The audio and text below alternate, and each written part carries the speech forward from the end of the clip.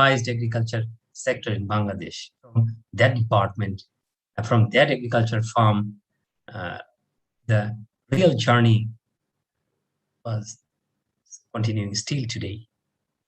So, and then after establishing this agricultural farm, the district level agriculture office was appointed first in 1914. This is another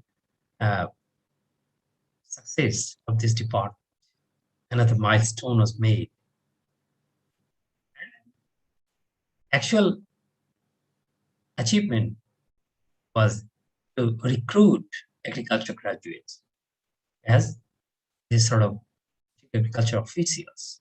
Those were really technically sound, and they were well equipped to provide all sorts of technical supports to the people of the farming community to ensure their food production. And that was in 1940. At the time, first agriculture graduate was recruited as agriculture officers. And then, as we just shifted from India to Pakistan, and then since 1971, after inception, we started a new journey. And actually, though the country has started this journey in 1971, but the Department of Agricultural Extension, DAE, it was established in 1982. Before that, we had individual organizations. I'm let you know that historically, till 82, before 82, research, extension, education, training, all things were under the same director. This is called Department of Agriculture. Under this Department of Agriculture, there was everything. Research, extension, education, training, everything was under the Directorate of Agriculture. But with the expansion of large number of actors and system diversity, Directorate was divided into separate departments in 1970, just after 2 years of inception of the country. And that time, we had different directors, like Department of Agricultural Extension. It was merged in 1982, but before that, we had Jute Production Directorate, Plant Protection Directorate, Horticulture Development Board, and Tobacco Development. So, extension services have been provided from these 4 directorates, and they had a separate manpower, they had separate mandate, and they worked separately. But it created so many problems, especially for the marginal and small farmers. When the diversified extension people came to them with different mandates, they became puzzled. So which one they will accept and which one they will follow? So considering these limitations, so all the directorates were merged in a single extension organization, that is Department of Agricultural Extension, in 1982. And the time, exclusively, Extension Department was separated, and the research, it goes to the National Agricultural Research System under NERS. So they work under NERS that belong to the same ministry, Ministry of Agriculture. There is NERS and there is Extension Wing. So Department of Agricultural Extension Wing is completely separated from research. And the agriculture education, it goes under the Ministry of Education. That's why from 1982, we have separate activities. Under the Ministry of Education, there is agriculture education. Under the Ministry of Agriculture, there is research, and there is extension services. And I'm talking about the Department of Agriculture Extension. This is exclusively responsible for crop-related technology extension in Bangladesh. But for livestock and fisheries, we have different extension organizations.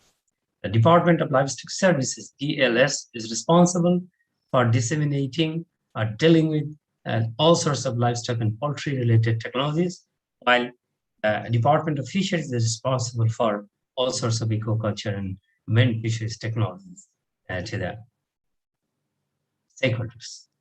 So this is the brief history. And from here, you can understand about the DAE. It's a organogram. It has 5 different levels. In the top, there is the national level, which is actually led by the Director General. And there are 8 different wings, like administration and finance wing, crops wing, horticulture wing, field services wing, plant protection wing, quarantine wing, training wing, planning project implementation, and ICT wing. So there are 8 different directors responsible for these 8.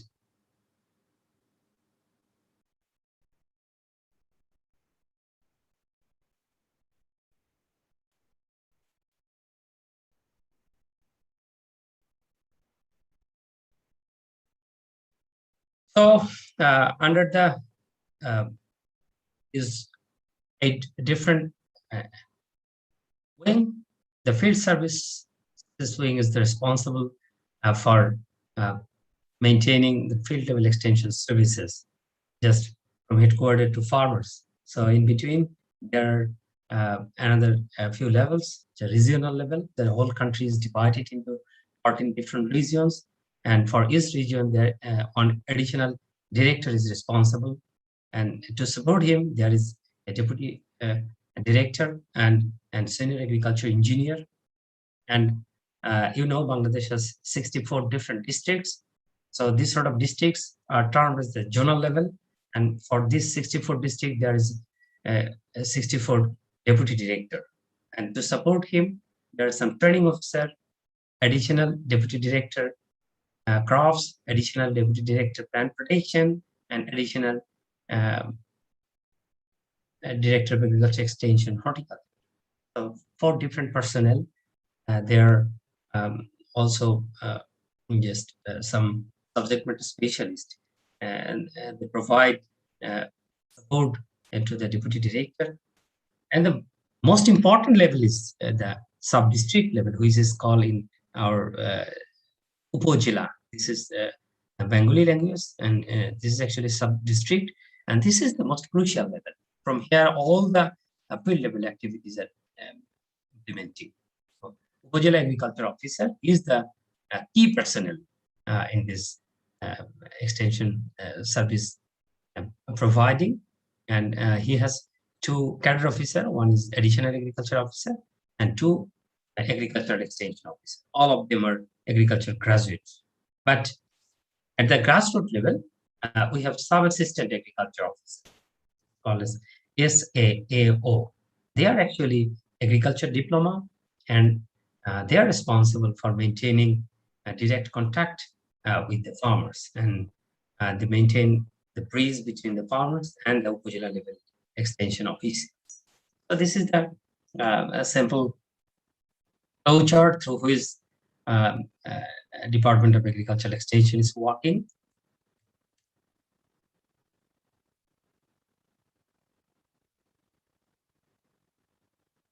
So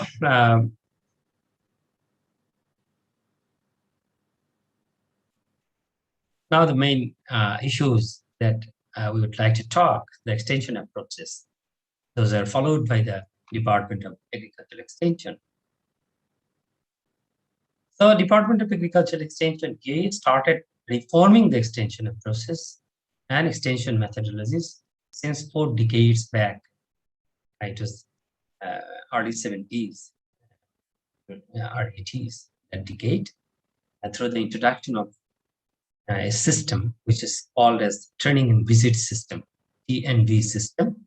It was introduced by World Bank. And training and visit approach, field-level extension workers of DAE made direct contact, face-to-face contact with contract farmers. And the volume of the contract farmers was only 10% of the farming community. Because here in our context, we divided the villages in one village in one block. So almost from one block, 10% of the farm families were selected as the contract farmers.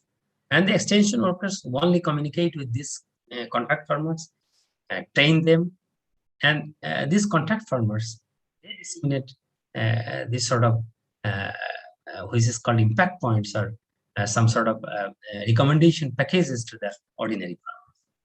So every fortnight, an extension worker was given 2 to 3 impact points. That means 2 to 3 recommendation packages they bring for the ordinary farmers, prepared on the basis of the field problems observed and reported by the extension worker during the previous fortnight. So first 15 days, they just get the real essence of the farmer's field, and then they talk to the high officials and get the solutions which are termed as impact points. And with these impact points, and they back to the village and work with the ordinary farmers. That was their approach. And actually, the World Bank developed this model under a project, and it was first experimentally introduced in 1978. And many of you know about the training and system. It was not only introduced only in Bangladesh, but many other developing countries, World Bank experimented with this extension approach in the early 80s. And it worked to rationalize the traditional system. And there are some similarities that try to cope up with the traditional system. They educated the farmers about the use of technologies for higher production and increased income. That was the intention, to increase production and income of the farmers of the rural community. And integrated commodity-based extension organizations with the DAE. And they also introduced the standard of staffing and operational procedures of training and field. Those actually increased the number of staff in threefold. So under this training and visit approach, the number of extension staff were really significantly recruited for better extension coverage. It has some benefits because the extension staff, they were received regular training, which actually helped them develop their technical competencies, so that they can provide effective delivery to the farmers. And the extension workers were assigned for a specific job because it was community-based extension approach. So they were assigned for a specific job, and there was provision of logistics support in terms of providing mobility, etc. For example, they were equipped with bicycle or a motorbike and other necessary equipments for their better mobility, so that they can provide effective extension services to the farmers for a better farm production.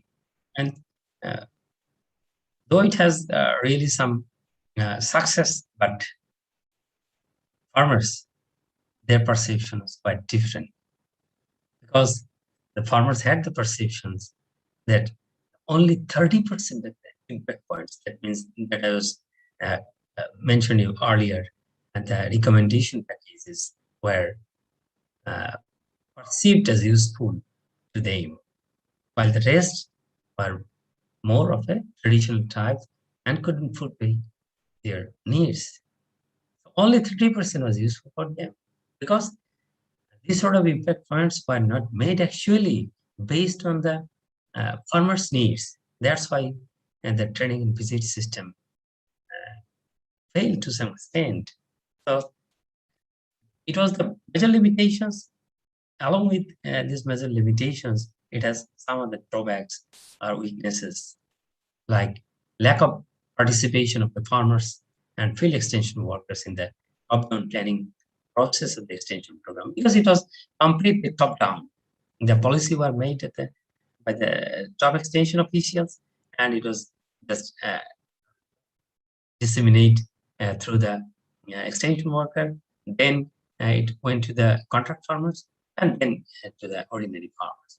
And there was very little contact with the extension workers and the ordinary farmers, those who are really involved in farming. So only the model farmers or the contract farmers, they get the priority, and they were well connected with the extension workers. That was the great limitation.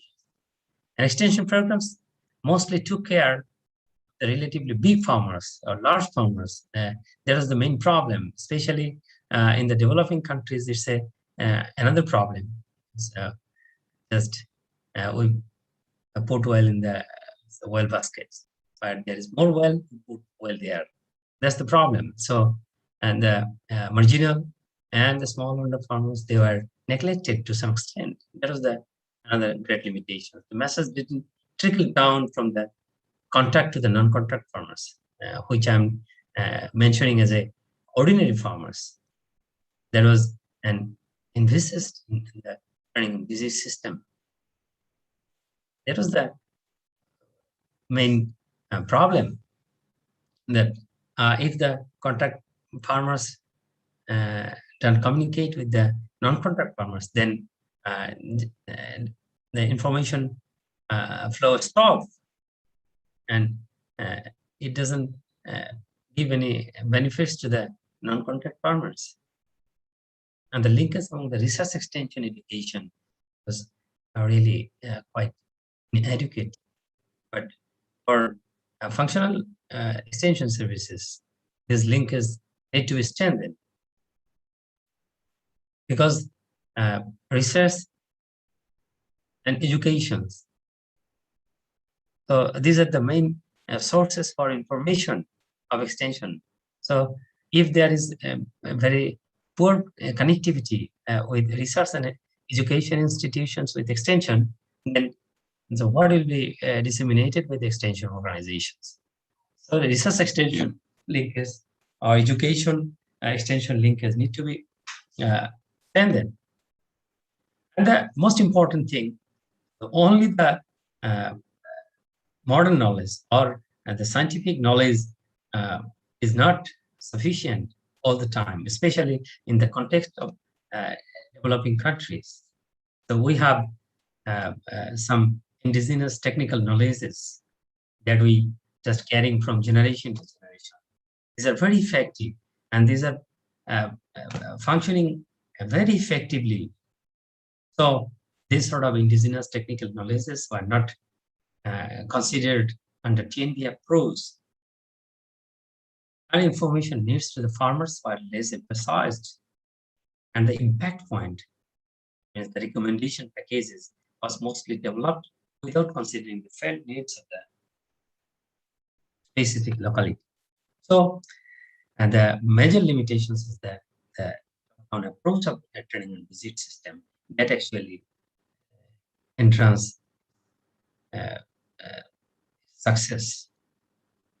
So, from the experiences of this top-down approach, the failure of the top-down approach, essential service reform. So we shift from this training and visit system to another system. And reform started in Department of Agriculture Extension (DAE) after a few years of TNV, when the system of meeting individual farmers was changed to meeting group farmers, thereby introducing a group approach in the mid-90s. So from here, the great shift from individual to group approach, and it was especially in the early 90s or mid-90s. Concurrently, the approaches was turned to bottom-up. Previously, it was the top-down, and we just shifted from bottom-up, top-down to bottom-up. So we start planning from the local level. Talk with the farmers. We try to identify their needs, and based on their need, the extension programs were developed, and then all the program designed in such a way to address that specific location-specific problems of that specific community. So it's a great paradigm change, I think.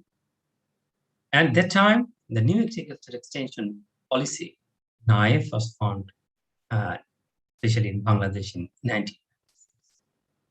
This is called New Agricultural Extension Policy. That shift from TNV to individual farmer to group. And the major mandate of the NAIF was New Agriculture Extension Policy was to extension support to all categories of farmers. Previously, so our focus is only the contract farmers. And then the contract farmers may or may not communicate with the non-contract farmers. Yeah, it's a quite change where taking into consideration the all categories of farmers, even in the sharecroppers, and the small farmers, marginalized farmers, medium farmer, large farmer, all are in the package.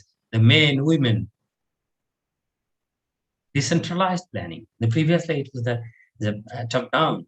Only the policymakers, they design the policy and they design the program and just impose to the law, but make it reverse.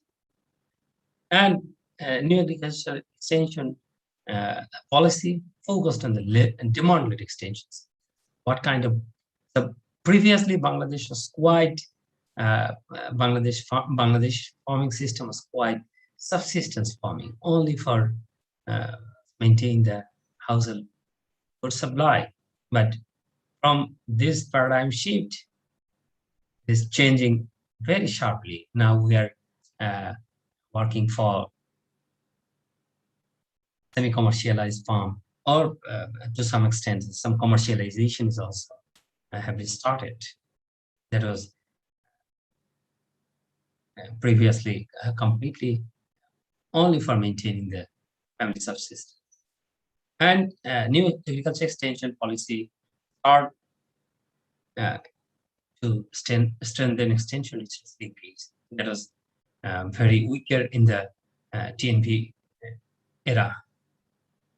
And during this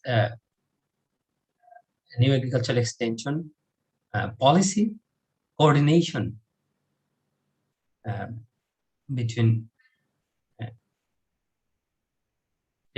among different levels and the strategies for implementing some policy are also formulated in the next 1997, and the committees are very important for maintaining this sort of coordination between different organizations. So there are, I've already mentioned there are different levels of DAE from headquarters to grassroots levels. So for different levels, there is different committees. The top level committee is called as National Agricultural Technical Coordination Committee, NATC. It works at the national level, and then Agricultural Technical Committee, it works at regional level, and District Extension Planning Committee. And this is the mid-level, and all the programs actually approved here as this is decentralized, so need not to send all the program approval at NATC. Only the bigger issues or bigger programs we send to the that level. And especially in this time, the public-private partnership was also given some special priority, and that's why the NGOs and other community-based organizations, CBOs, and the other civil societies, and they were also work together to enhance the homestead production and the overall successful implementations of extension services for improving farm product. But unfortunately, due to the same sort of experiences, new agriculture extension policy knife become unsuccessful. Why? There existed a number of weaknesses. The first thing, one is the management level, and the other one is the technical level. In both levels, there were some problems.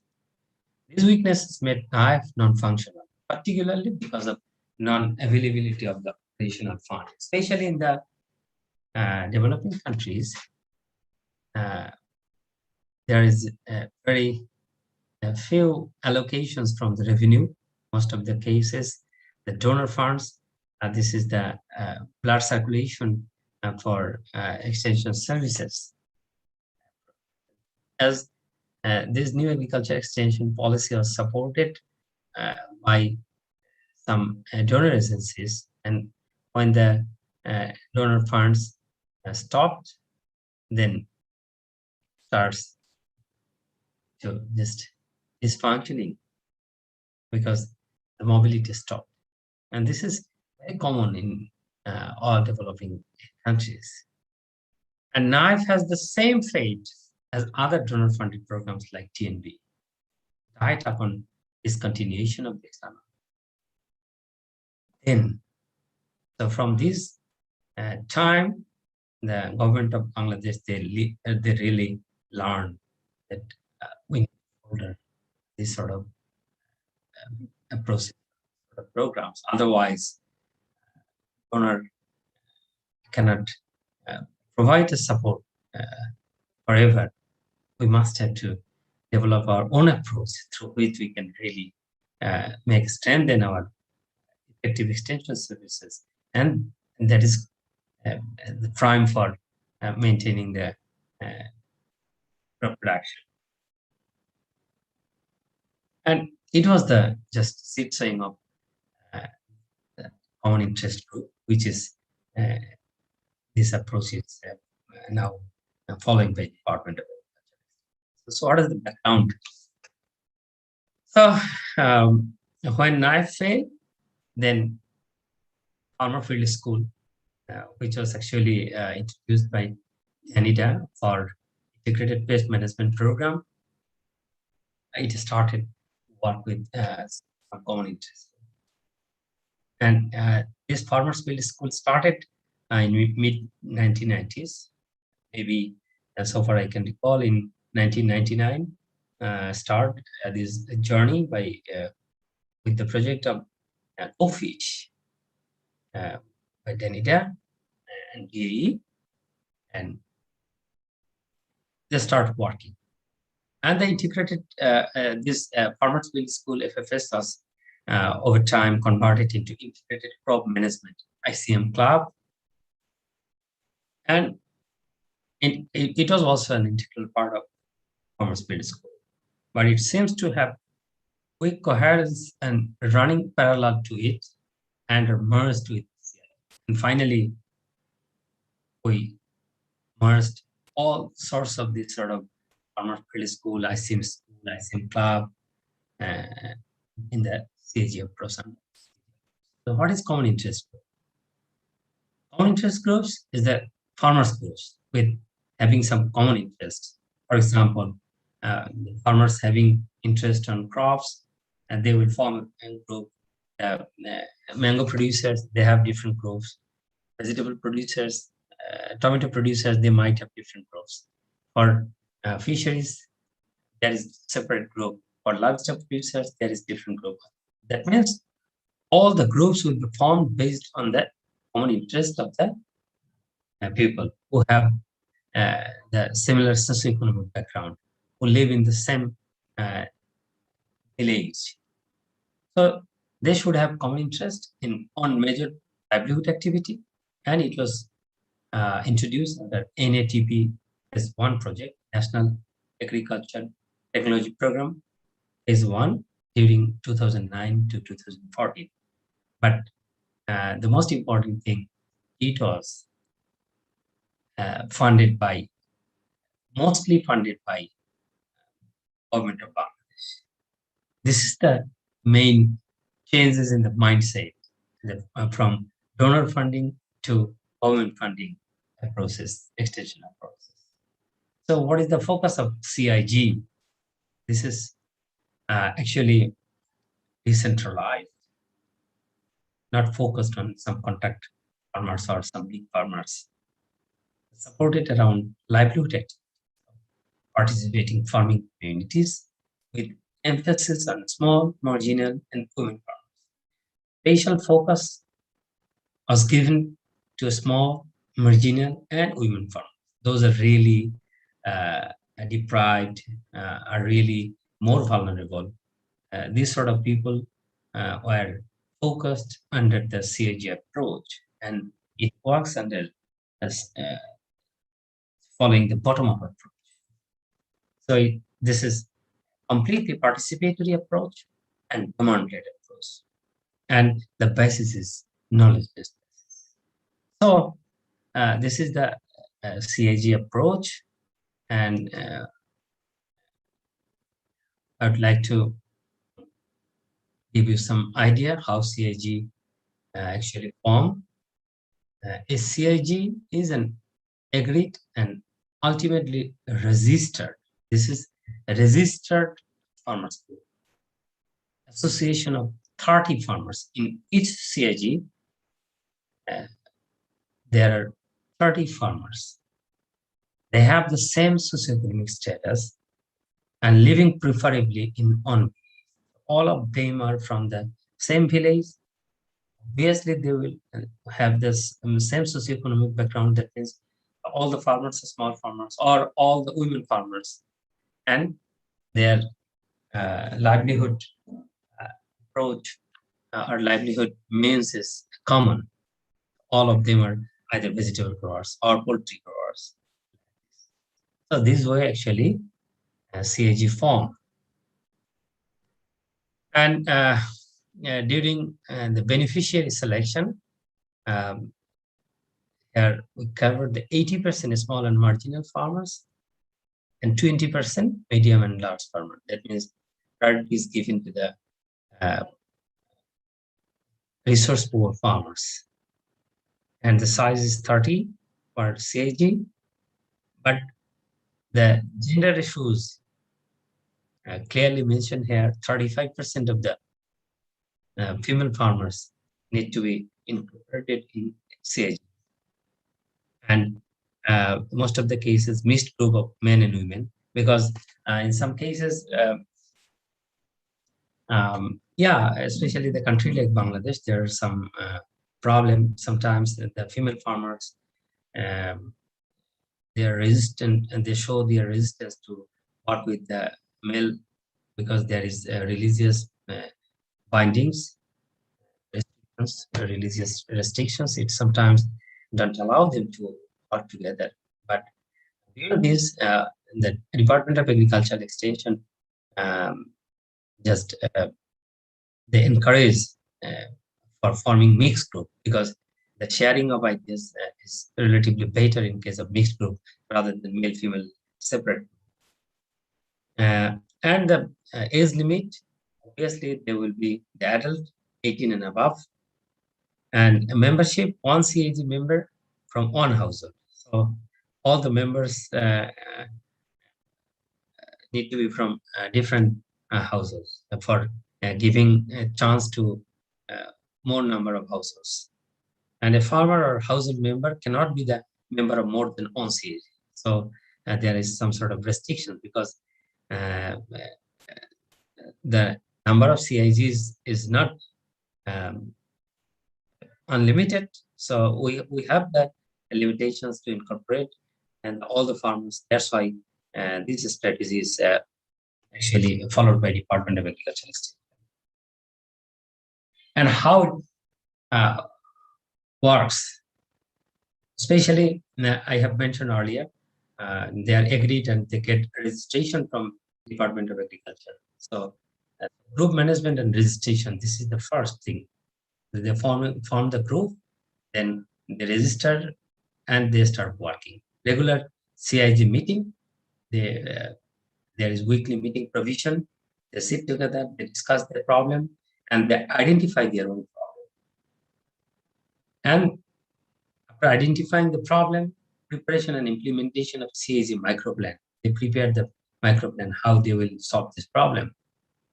And implementation of new technology demonstration.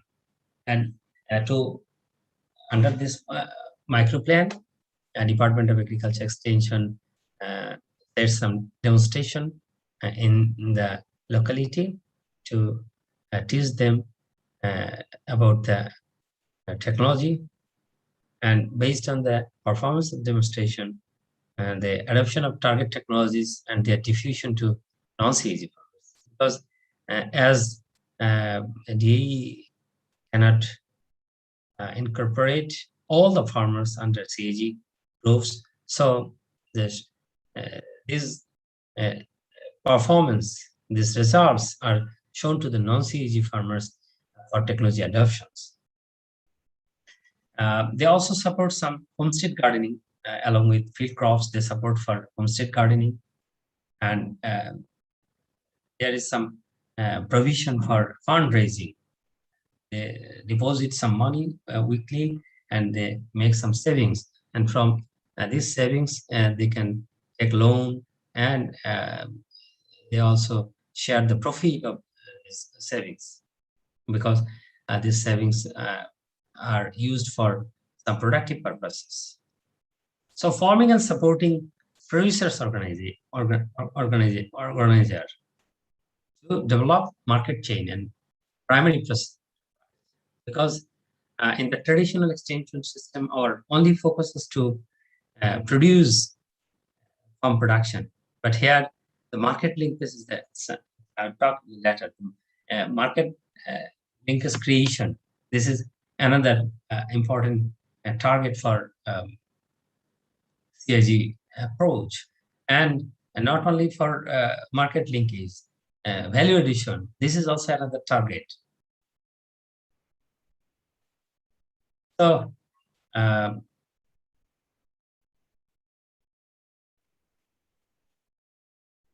are some special features like market chain development that I was talking, registration of CIG as association, especially from the cooperative department. They can get the CIG registration that helps them to start this kind of production and other businesses. Fund creation through group savings and donations.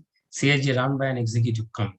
So every CIG, they have their executive committee to operate their activities, and through the CIG leadership development also possible. We can find the local leaders for extension activities, as well as the enthusiastic farmers. They learn how to manage a group, how to resolve group conflicts and other things. So, good platform to flourish their leadership qualities. And through CIG approach, we can promote women empowerment also. And so what is the difference? How it is different from regular approach? So CIG approach involves farmers with common interests, but in case of our regular approach, there is a diverse interest of the farmers, the basic things. And extension activities is focused on farmers groups, but in case of traditional approach, we focus on both individual and groups. Here in CIG, we give emphasis on production and market, but in case of traditional approach, we focus only on increase the farm production, nothing else. So the ultimate target is increase production. But here, production is nothing, because if the farmers cannot sell their products with better price, with fair price, that will not actually contribute to improve their livelihoods. That is the major concern of CIG. So have the bottom-up scope, but most of the cases in traditional approach, we follow the top-down. Their emphasis on developing market chain development, that is mentioning some value addition and market chain development is another focus of CIG approach, but there is no emphasis on marketing, only for production. So, based on National Agriculture Technology Program, they have some significant achievements of CIG approach. The CIGs were initially expected to be formed by NGOs, but next government changed their mindset, because government had the mindset that NGOs, and they have some farmers group over the country, so they can use this sort of NGO groups. But later on, they changed their mind and decided that the DAE, DLS, and DOF. The most interesting thing that I mentioned earlier, and for crop, DAE is responsible for livestock, DLS, and for aquaculture and marine fisheries, DOF is working to provide support, extension support. But under CIG approach, these three different extension organizations, they are working in a coordinated way under the National Agriculture Technology Program. So better coordination between these three extension organizations is another achievement of this CIG. CIG have been formed in 270 sub-districts under 57 districts. That means still we need to cover a few more districts and almost one third of our sub-districts. So total number of CIG in Bangladesh at this moment, 40,170. Among them, crop CIG is 17,000, and then fisheries CIG 5,430, and livestock CIG 8,130. And all CIGs involves a huge number of households. So it's a great achievement, and about 1.5 thousand crore taka was allocated to develop the CIG and running their activity. So with their own savings, government is also donating for each CIG to form their capital so that they can combinedly start production, marketing, and value addition business. So this is all about the changes of extension of process started from TNV to CIG for ensuring farm production or ensuring rural economy through innovative extension. So thank you very much for your passion sharing. If you have any questions, any comments or queries, please. Thank you, sir, for your wonderful presentation. So your Bangladesh agricultural system was similar to our Indian agriculture system. We also have this training and visit system that was introduced through World Bank by Daniel Bernard. But we are very happy to see that this farmers school, it's there as in your presentation, because that was a concept that was pioneered in Faculty of Agriculture as a pilot project by World Bank, and on seeing the success, it was propagated throughout the world. But there is one area where there is some differentiation between Bangladesh agriculture and here, sir. So you are talking about this common interest groups. But here in India, what we do is we have special interest groups similar to that of Scandinavian countries. So here the farmers are organized on the basis of commodity, like paddy growers, then cocoa growers, or spice growers and all. And I think that approach is better when compared to this common interest groups, because on the basis of commodity, these farmers, they themselves have this farmer to farmer extension work, or farmers to farmer extension linkages. And I believe that this farmer interest groups is little bit better when compared to your common interest groups, sir. Can you critically comment on this, sir? Thank you very much for your experience sharing from Kerala, especially, sorry, this is from Tamil Nadu. Yes, sir. So is it common in all over the India, or especially from Southern India, this special interest group? A special interest group is there everywhere, sir, because of Everywhere in India. The evolution of special interest in farmer producer companies. So far I understood from your experience sharing, this is almost similar to a common interest group and special interest group, but regarding the effectiveness of extension services, I think we may start some sort of collaborative research, actually, whose system is contributing effectively. So without research, this is really very tough to make comments that this system is better and that system is not effective. So I'm not going for making such kind of generalized comments. So maybe we can think about some collaborative research in future, based on which we can really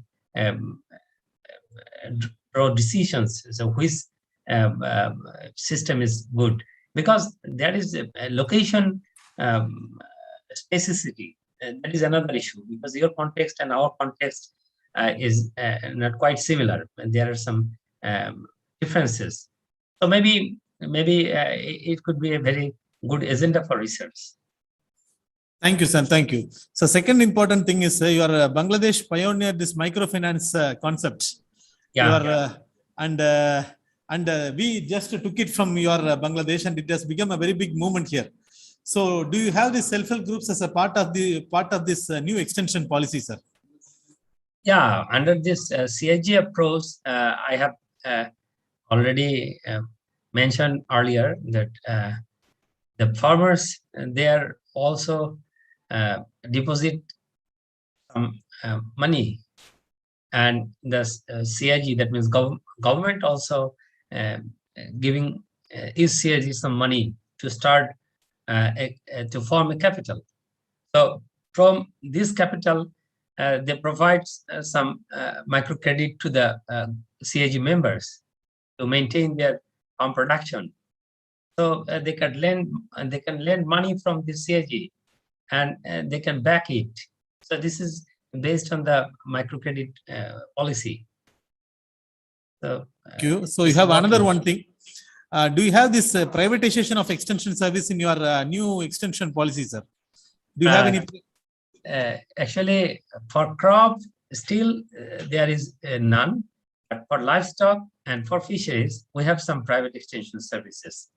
And maybe in near future, in crop sector, there will be also. But another thing, some input companies, they have their own extension service. For example, the pesticide companies, the fertilizer companies, or seed producers, they have their own extension. And along with some industries, for example, tobacco companies or sugarcane sugar mills, they have their extension approach. For crops, there is not such kind of paid extension services. But for livestock and fisheries, we have. Okay, thank you, sir. Thank you. We have one more last question. This is from our chat box by Varita Sri Vastava. So the question is about digital extension interventions. Do you use digital extension interventions to improve the rural farmers' income in Bangladesh? So this is a question, sir. Yeah, you know that our government has the mandate of digitization since 2014. This digitization activities is going in every sector, not only in agriculture, in health, in education, everywhere digitization is going on. And we have some Farmers Information and Consultancy Center. This is called FIAC Center. In every in India, you call panchayat, but in our case, we have some union council. Every union council, there is FIAC Center, and there is ICT hub. Farmers can visit that center, and they can diagnose their insect diseases or soil nutrition related problem, and they can get solution using ICT devices. In addition, there are some mobile apps, and then there are some kiosks. So using this sort of digital extension devices, farmers are getting support, ICT. Thank you, sir. Thank you for your wonderful presentation. We are very much grateful and thankful to you, sir. Thank you, sir. You're welcome.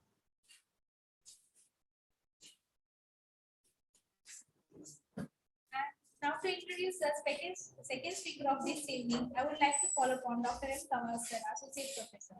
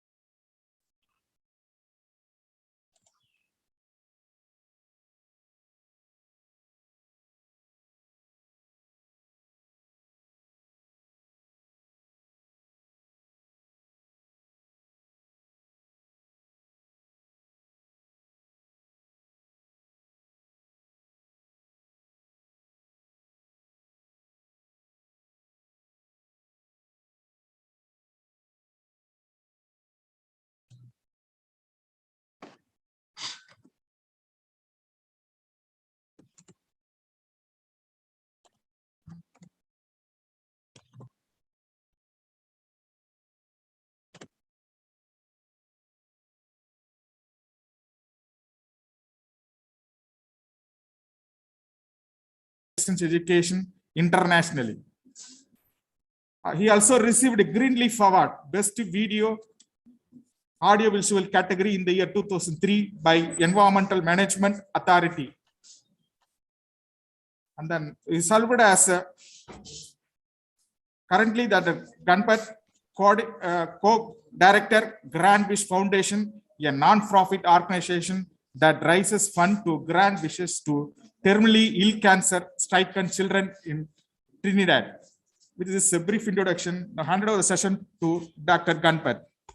I also welcome Jit Ramjatan.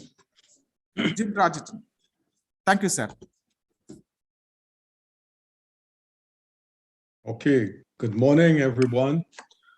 It's morning here in Trinidad, so I say good afternoon or good evening to all the persons on this seminar. I'm very pleased to be here to present to you all something about the extension system in Trinidad and Tobago, and by extension, the Caribbean.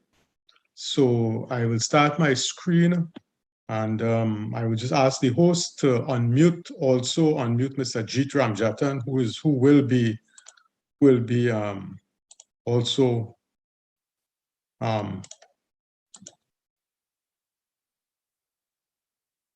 will also be sharing this presentation with me.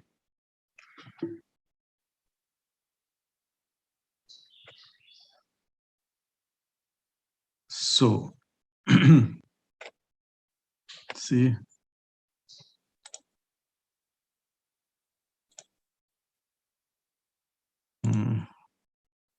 It's on my desktop. I need to look for it. Just give me one moment, please.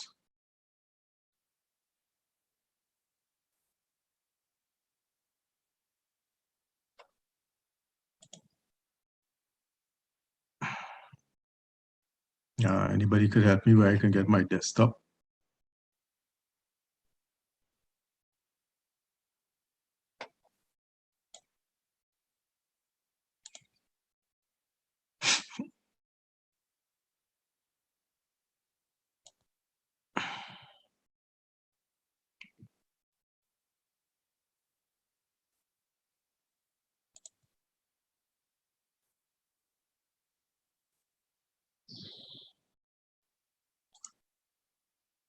Ajit, can you share the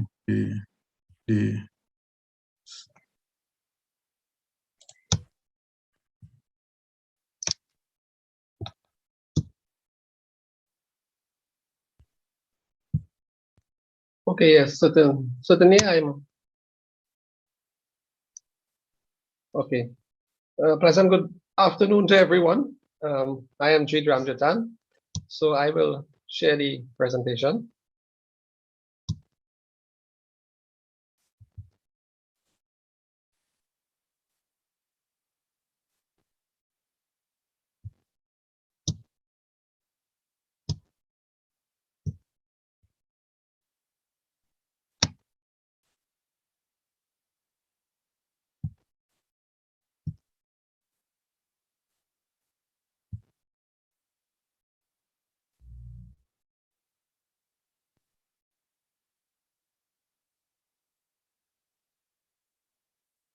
Meantime, I'd like to say that we're very pleased to be invited to share in this seminar with me, Mr. Jit Ramjatan, who is a graduate student, PhD, and he will be co-sharing this presentation with me. And it was also done by another graduate student, Lorraine Waldrop Ferguson. And we really want this presentation will be in three forms. We really want to just let you know about our shared commonality in agriculture and extension between Trinidad and India, mainly. We also want to talk a little bit about the transformations, the 180-degree turn transformation in the public extension service, in agricultural education at the tertiary level, and also for outreach to stakeholders. So I will be starting, and then Jit will jump in at different times. So let's move on. The next slide. So I just wanted to start by just sharing a little bit of the in case people didn't know exactly, because I imagine people know where Trinidad and Tobago is. Trinidad and Tobago is a very small country, very far away from India, very far from South India. It's next to Venezuela. It's off the South American coast, and it's not too far, a couple hours away from South America. So Trinidad, the expanded view shows Trinidad and its sister isle of Tobago. Very small population, 1.3, 1.4 million total, and small amount of farmers too, no more than 25,000 farmers in both countries, but significant amount of people depend on farming for their livelihoods, and agriculture has become very important to Trinidad and Tobago, especially in this pandemic time, for food security. I just want to draw your attention to the map of Trinidad and Tobago. You'll see it's demarcated lines. Just to tell you that we follow the British system, and the country is divided, the agricultural area is divided into counties, and which there should be about eight counties there. And the counties are then divided into districts. And each district has an extension officer. And much like what I just heard from Bangladesh, it's kind of hierarchical. You have a county agricultural officer and district extension officers and field assistants or field aides going forward. So our system is fairly well similar in those regards. Next, please. So there was only commonalities between Trinidad and Tobago and India. Both governed by the British Empire for some time. I think we know that. And we grew plantation crops for export and domestic production to feed local population. Additional point is that we had large use of labor-intensive farming. But one important point I want to note is that we established a research center in Trinidad, Imperial College of Tropical Agriculture, to serve the needs of the British Commonwealth. And that was established in 1921 and exists today. Actually, this month, we are celebrating 100 years of agriculture in Trinidad, of research and education in Trinidad. So I understand that one was also established in TNAU in 1906. This is my most recent information. And so we also share that commonality. In regards to agroecology, many places in South India are similar in nature to Trinidad and Tobago. Climate, rainfall, similar. Consequently, the crops that we grow, some sugar, banana, coconuts, to name a few, that's the plantation crops, are similar, or farming practices are similar. And the crops farmed by indentured laborers from India, I think most people know that India supplied indentured laborers to agriculture in the West Indies in the 1900s. And they brought with them commodities, mainly vegetables, rice, oat, beans, melangine. So we have all these things, a host of other crops that you'd be quite familiar with in India. And of course, spices also. And we also, a point missed me there. Yes, so the Organization of Agriculture. Oh, sorry, I was just about to say that I visited India, South India, Chennai, and lower places in 2016, and I was very, very much at home, the agriculture and among the people, etc. So the Organization of Agriculture in Trinidad follows the British system. We have ministries of agriculture, and the country is divided into counties and districts, like I said. Most of the farmers are of East Indian origin. Majority, I would say about 70% of them are East Indian origin, because historically they came to do sugarcane farming. And when they were finished with their period of indentureship, they just moved to the outlying areas, and they continued to engage in crop production with the lands that were allocated to them. Those who did not return home, the lands that were allocated to them, they continued vegetable. And that continued historically. We're about into the third generation of that. I myself are probably the third generation of agriculture, of people out of that system. So next slide, please. So I just wanted to show you a snapshot of some of the farmers in Trinidad, so you can get an idea that we very much, the people and the crops, very much similar things. And we share those experiences, those lots of commonalities, and I'm only touching on the commonalities that we share between Trinidad and Tobago and India. Next. So the extension service in Trinidad and Tobago is a pluralistic extension service. Many stakeholders, and I will just hand over to my co-host Jeet to take you on from here, because Jeet is an extension officer par excellence in the government extension service. I myself, as you would have, I did not hear it from I didn't hear the introduction, but you probably would have heard that before my tenure at the University of the West Indies, I was in the government extension service for 30 years, even as the director of extension, deputy director of extension services. So, but I'll hand over to Jeet, who will take you through this part of the presentation. Okay, pleasant good afternoon again to everyone. It's a pleasure to have this opportunity to present extension system of Trinidad and Tobago. So basically what we have evolved, or where it has developed and where it is at now, currently moving from the traditional export crops. We no longer export sugarcane or bananas and rice, citrus, etc.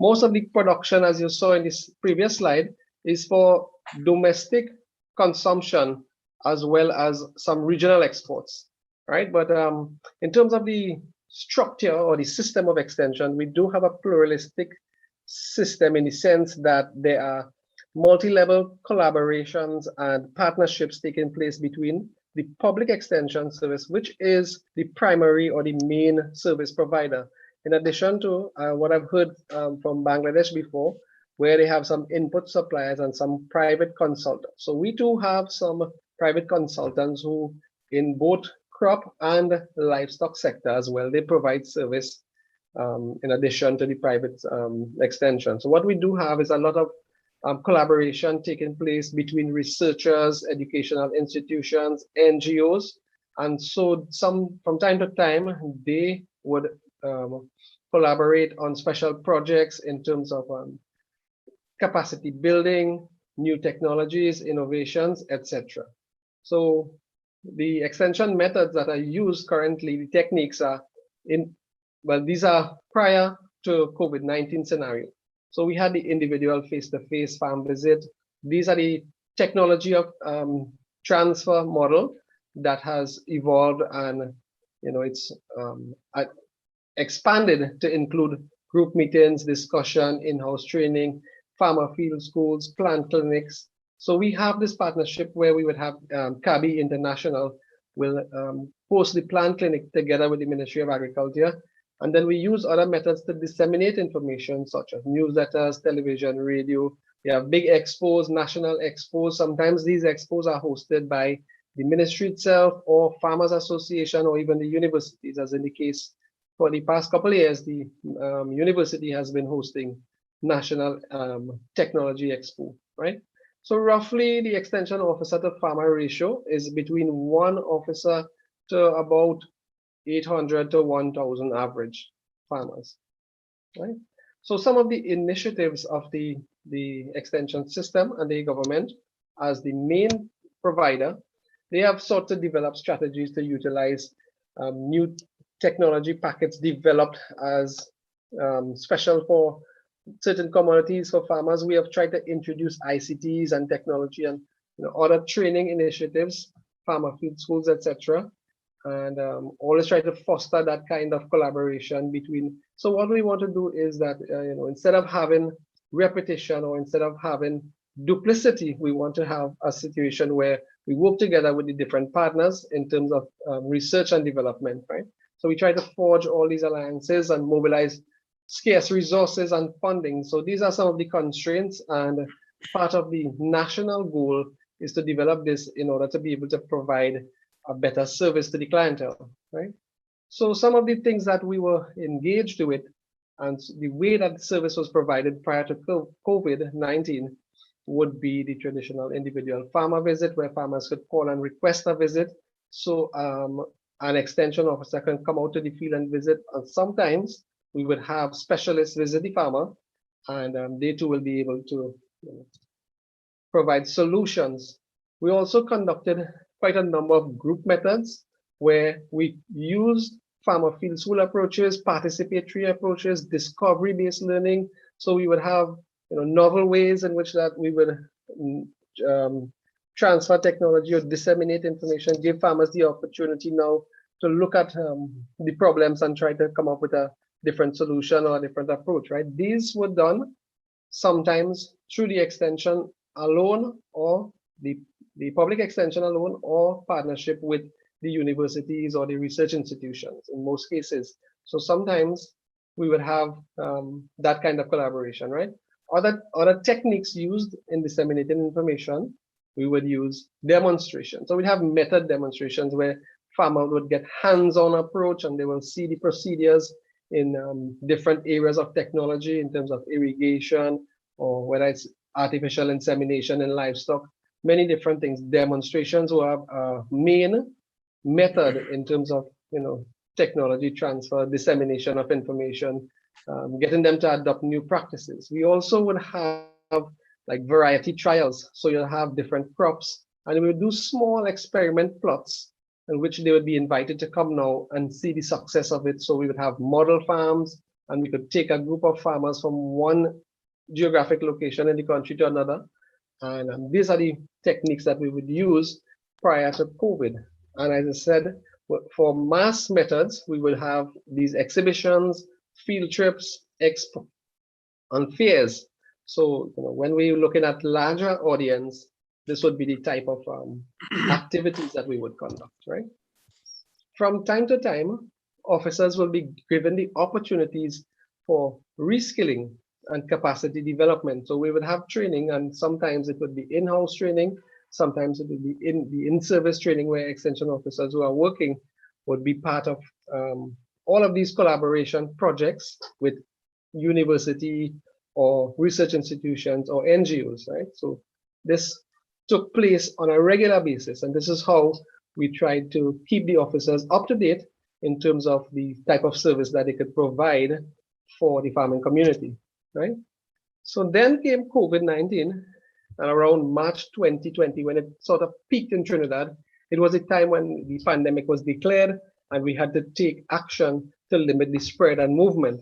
So what happened is that the country went on a lockdown for 2 weeks, and this sort of kind of caught everyone off guard. So what happened is it was difficult for farmers to be able to market their produce, for farmers to be able to move around, to be able to access inputs for the operations, for the enterprise. So they could not get feed, they could not get fertilizers, they had produce remain on the ground, and there was a glut in terms of, we were worried that there would be shortages, but in this instance, it turned out that there was a glut because they could not market the produce. So what happened is that they were subsequently considered as essentials, and then changes were made. So but they required information in terms of market information. They still needed service, so we had to find ways now to provide that services. And the situation in the university was that students were very close to completing their program, so they were just like one more year again before one more month away from exams, right? And foreign students had to return home, but the country was in lockdown, the airport was closed. So a lot of projects depended on the continuity of a lot of projects depended on the activities. So there was difficulties in terms of being able to pay salaries, and it was a very dire situation, and we could not be allowed to continue that way. So action had to be taken, and the strategies they came up with, a lot of education and outreach to the stakeholders to provide that information with a sense of urgency, right? The majority of responders were the Ministry of Agriculture and the Faculty of Agriculture in terms of the university. Many different projects were quickly developed in order to continue providing information and taking certain steps to alleviate the situation, right? So here are some of the strategies that were implemented for sort of a rapid response to maintain extension service in the face of this COVID restrictions, right? So we had to find capacity development training for extension staff in terms of using ICTs, developing material to use, content online, social networking platforms. We had to build their capacity rapidly in terms of being able to figure out how are we going to do all of this virtual training now. We need to find resources to train the extension division, the agents that is, right? So we had to develop content and learning. So in some instances, agents use their own initiatives and they develop skills in some data management, analytics, taking pictures, making videos, doing instructional videos, coming on with getting on board with the whole idea and the whole concept of virtual and e-learning. So we had to get training on video conferences using simple things like Zoom and Teams and different webinars. And it was very useful in the sense that these could be recorded or they could be used as live chat, right? So one of the initiatives, the ministry developed a Facebook page. And on this Facebook page, we would post content. And so we would advertise training courses where farmers can register for these courses, interested persons, and they could now attend these things virtually on Teams or Zoom, as you see here at the bottom of the screen. So we will advertise these courses and still be able to provide service to the farmers, right? In addition to that, we continued the plant clinics. So this is one of the partnerships with the CAB International Organization, and the plant clinics held weekly. So with this now, farmers could be able to upload their own images, videos. It's live, so that they can get almost immediate response to some of the issues that they may be having in terms of crop protection or information in terms of diseases, right? So similarly, it's done for livestock, right? It's alternated between crops and livestock. So they would also have a vet on the program, and they would be discussing current issues, key things, common problems, and offer diagnostics with this type of service, right? So in addition to that, we had to maintain the audience engagement and build the type of participation we were having. So farmers were interested in much more than just a picture or just a flyer or a poster. So we had to build the content now in terms of what we did was we had virtual field trips so that we could go now limited. And this will help us in terms of, as an alternative to face-to-face and field trips, we had virtual field trips. So an extension officer would go to a farm and capture a success story. And this story now we could share online so that everyone can learn from it, they can get information from it, they can exchange contact information, quite a number of things that would be able to share. And this can also be replayed and recorded so that they will have it at another time. In addition to the public extension and the private extension, quite a large number of stakeholders were also beginning to rapidly utilize this type of virtual and online training. So farmers themselves, farmers organizations were building their own capacity in terms of forming WhatsApp groups, forming their own Facebook account, and they were sharing information. So in terms of training opportunities, whatever information in agriculture, farmers extension, farmers association, as well as the input suppliers research institutions. So we have a number of research institutions in this region, and they too were offering a lot of seminars and webinars and conferences so that people could still access service, right? So all these social network sites and a lot of other digital tools were being utilized. So some of the local production in terms of the initiatives that could be found in terms of the ICTs that were being implemented were things like weather app. There was a weather app that was developed, and all of these times were lagging for some time.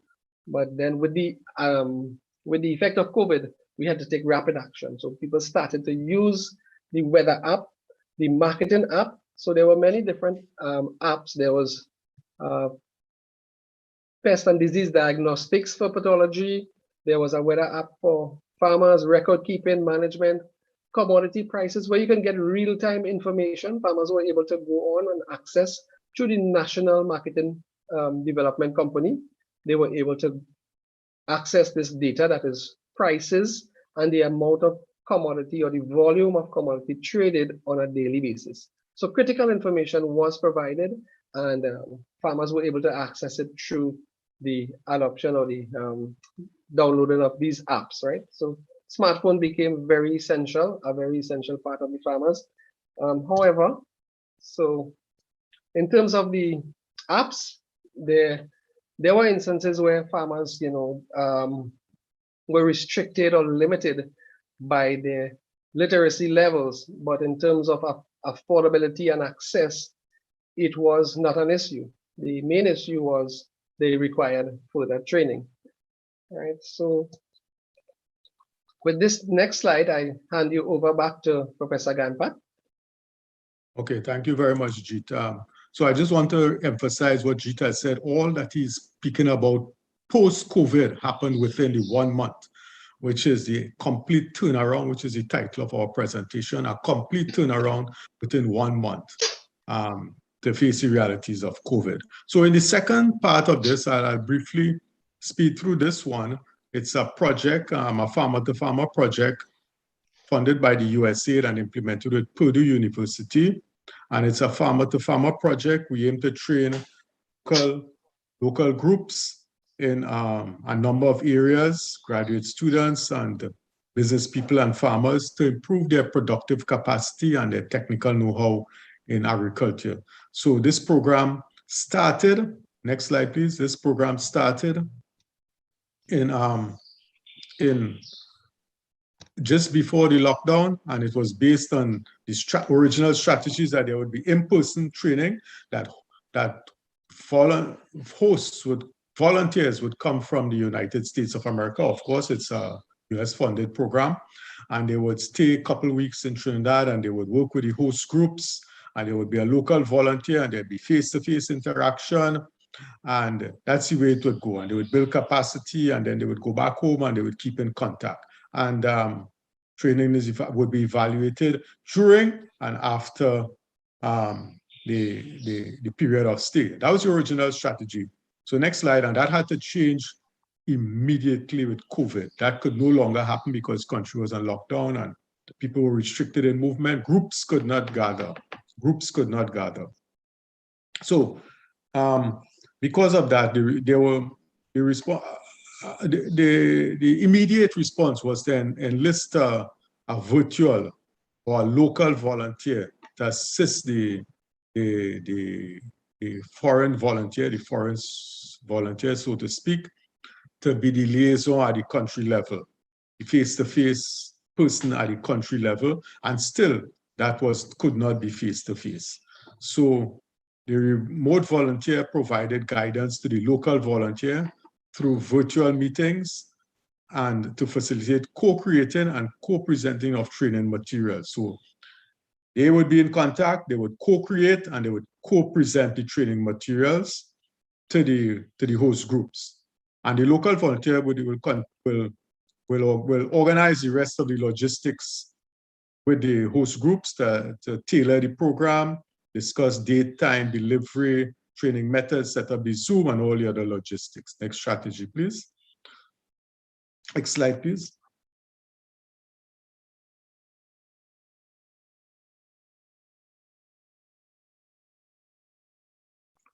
So both local and remote volunteer conducted virtual training workshops. They were conducted through Zoom online meetings and 5 2-hour sessions per training, which is much less than what it would have been if it were face-to-face meeting. And they were pre-recorded training, and so people those who missed them could have looked at them at another time. And they used a variety of tools, photos, videos, WhatsApp for volunteer correspondence, etc. So one of the advantages of the online mode was that we were not limited to the 2-week timeline that the volunteer had to be in country. We generally come for 2 weeks and had to head out.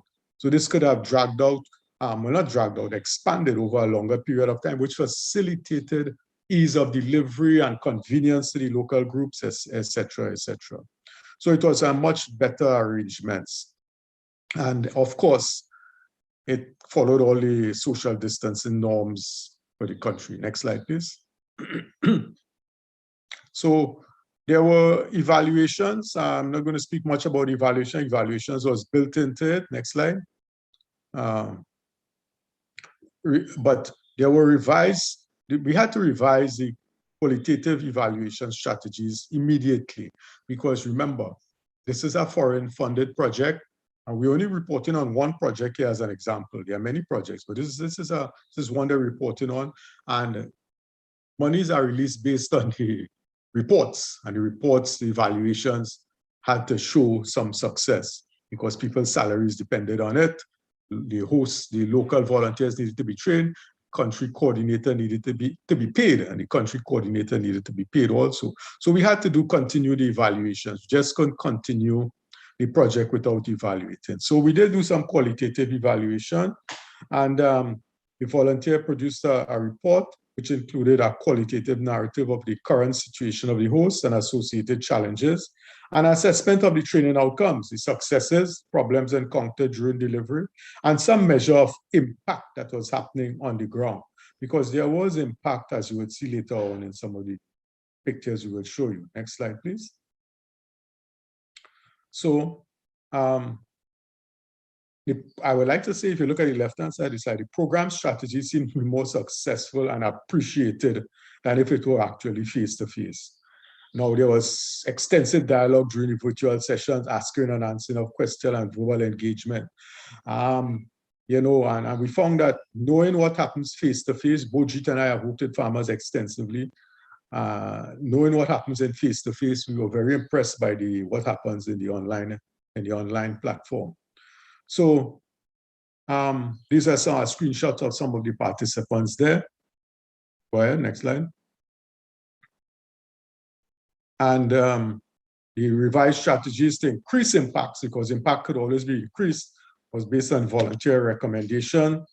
Local field coordinator monitored the application of recommendations, which was very good, and the engagement between the hosts and volunteers post-training. So that was a strategy that worked well, and we think it paid off well with this outreach project. And that was exactly as a result of the lockdown and the COVID restrictions that we face. Next slide, please.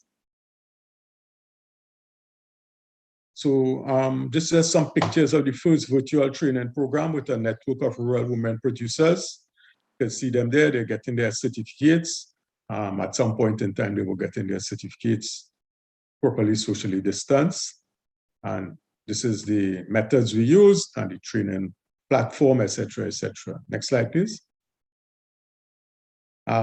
This is the host, the foreign host, and some of the participants on it, a screenshot. Next. Yep, the remote volunteer.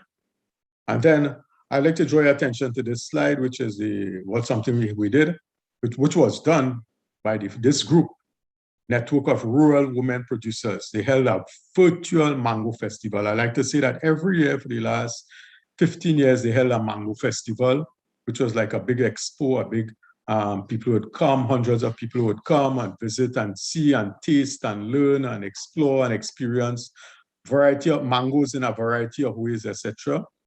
And this time it had to be done virtually, and they pulled off a very successful virtual mango festival. And it was so successful, I think it will continue in the future, probably in conjunction with the face-to-face also, so it could have wider participation. And on the left-hand side, you can see the comment of the volunteer, very impressed with the virtual mango festival. Next slide, please.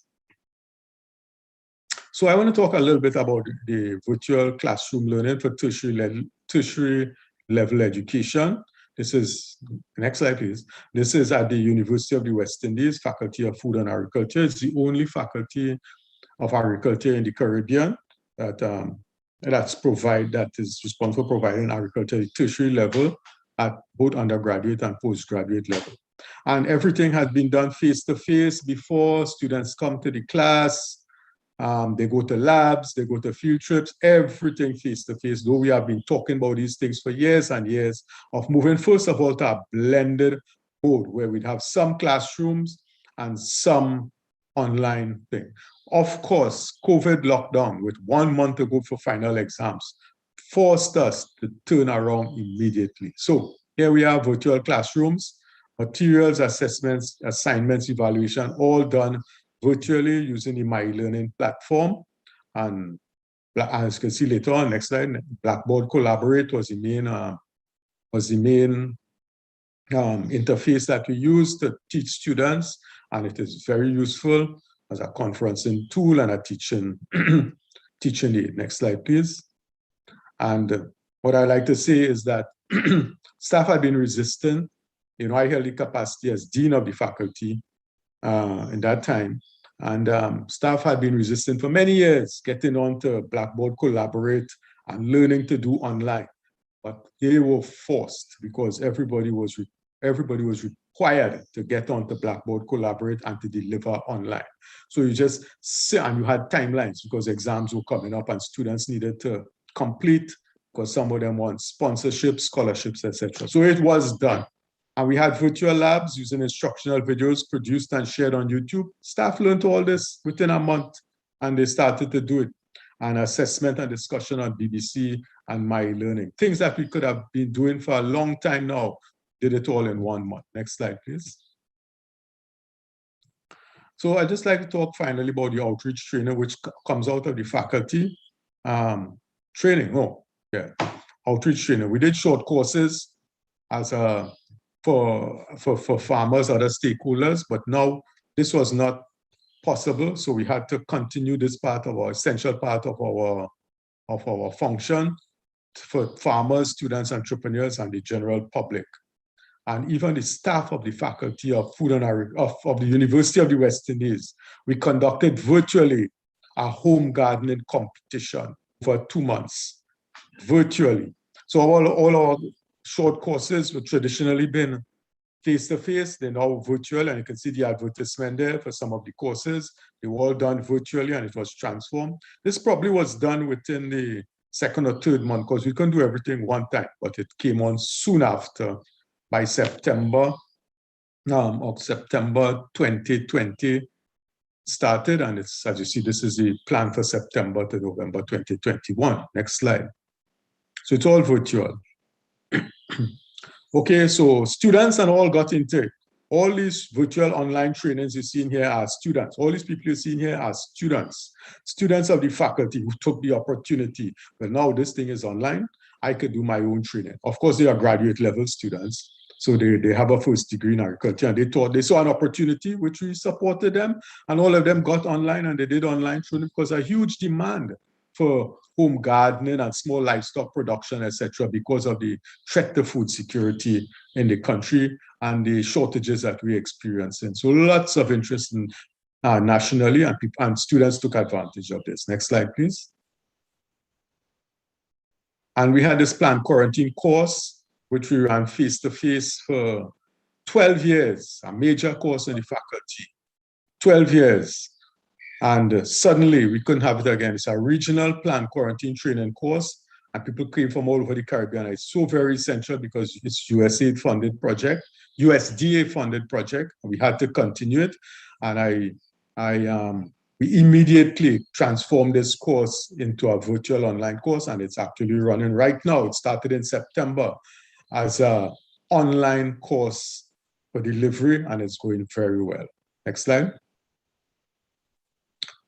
We have a virtual conference, one of many virtual conferences that will come up. I'd like to invite you all to participate in this conference. We're celebrating 100 years of agriculture, research, and innovation.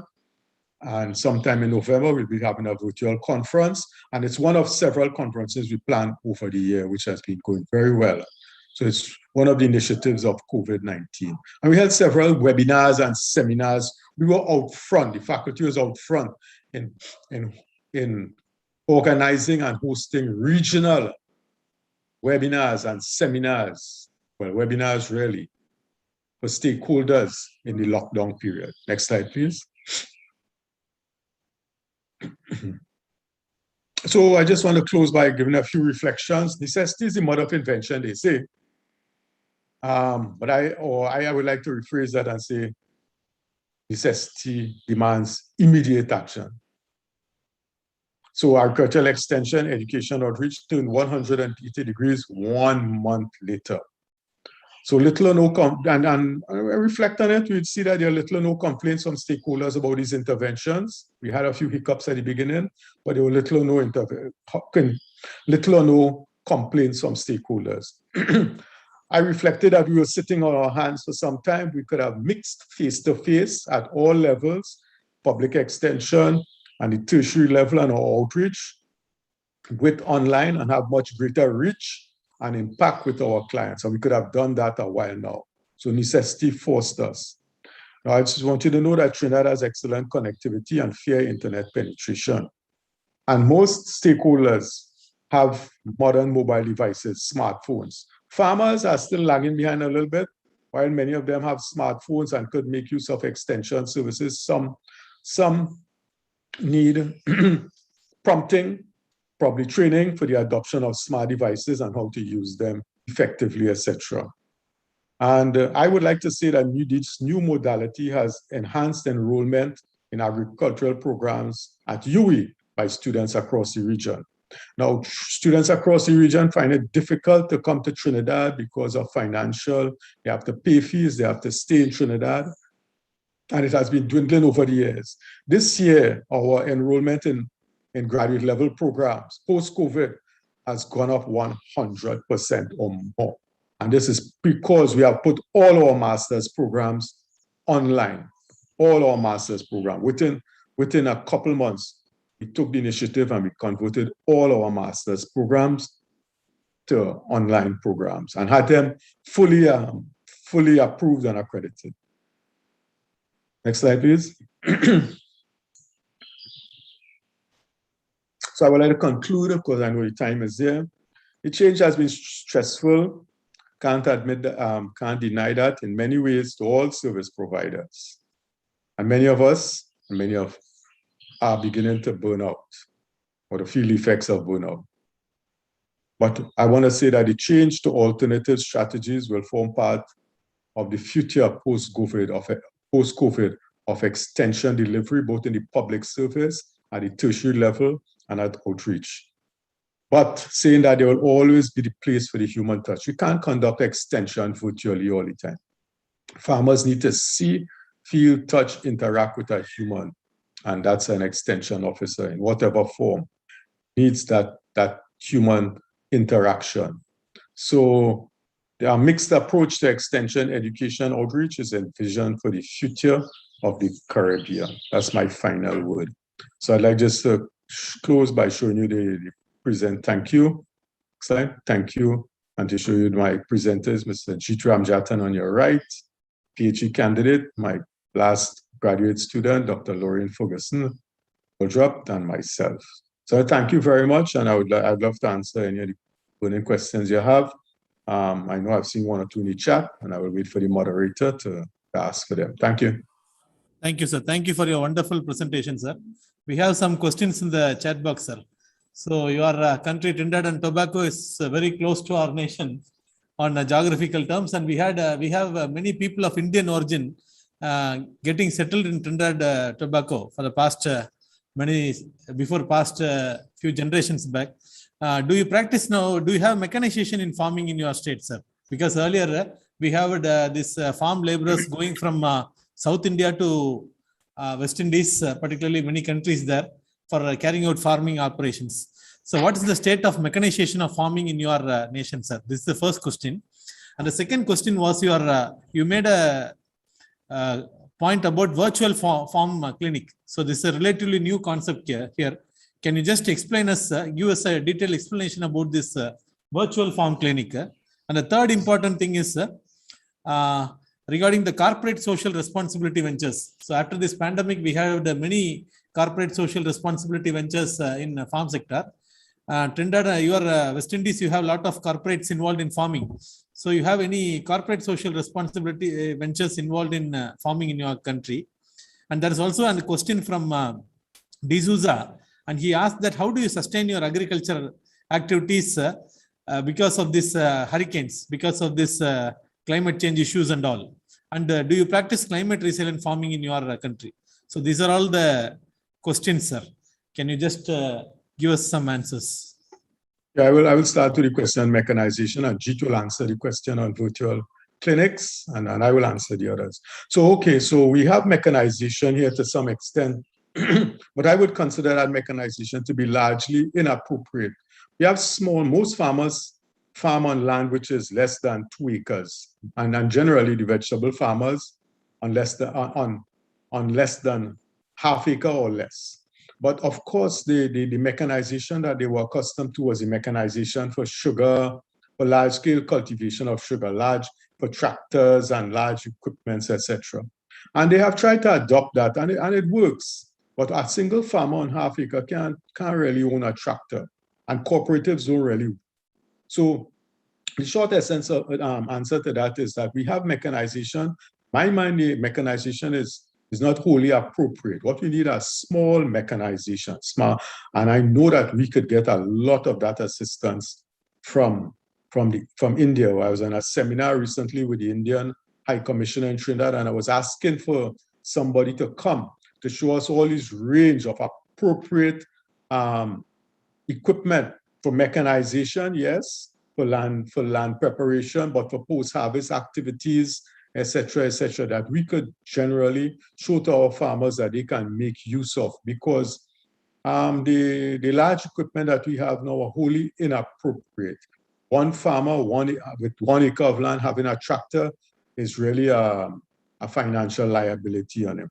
But so we have mechanization, and we do use mechanization, particularly for land preparations. But beyond that, I don't think we use much land preparation.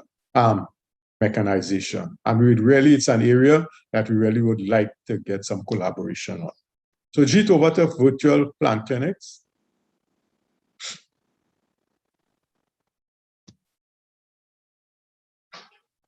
So the second question was about this virtual farm clinic, sir. So that's a relatively new concept here. Yes. Okay, I will take that question. Regarding the virtual plant clinics, it's divided into 2 main areas. So there's one for crops as well as one for livestock. So the crop plant clinic will consist of a panel of experts or a panel of resource specialists, so plant pathologists, etc. They will have on a weekly basis, and this will come live on Facebook. So let's say on a Wednesday for 2 hours, the plant clinic will be held. But prior to that, it will be advertised on the Facebook page. So people will be expecting this plant clinic. So they can upload their photos of problems, issues, or questions. And when they upload these, it will be answered on the day. So they will also have a feature topic. So they will choose on this plant clinic day a particular issue of a particular pest or disease. So it may be a pathogen, or it may be an insect, or any pest, a weed, for example. And so they will have that as a feature on that day, and people can ask questions. So basically some needs assessments would have been conducted by the experts, and they will try to address what is relevant or what is a current issue at the time. So we do have basically 2 seasons, a wet season and a dry season. So the dry season, we tend to have more pest problems in terms of insect. In the wet season, we tend to have more plant diseases in terms of pathogens, bacteria, virus, fungus. So based on that, this is the approach that we will take, and that's how it will be rolled out for the plant clinics.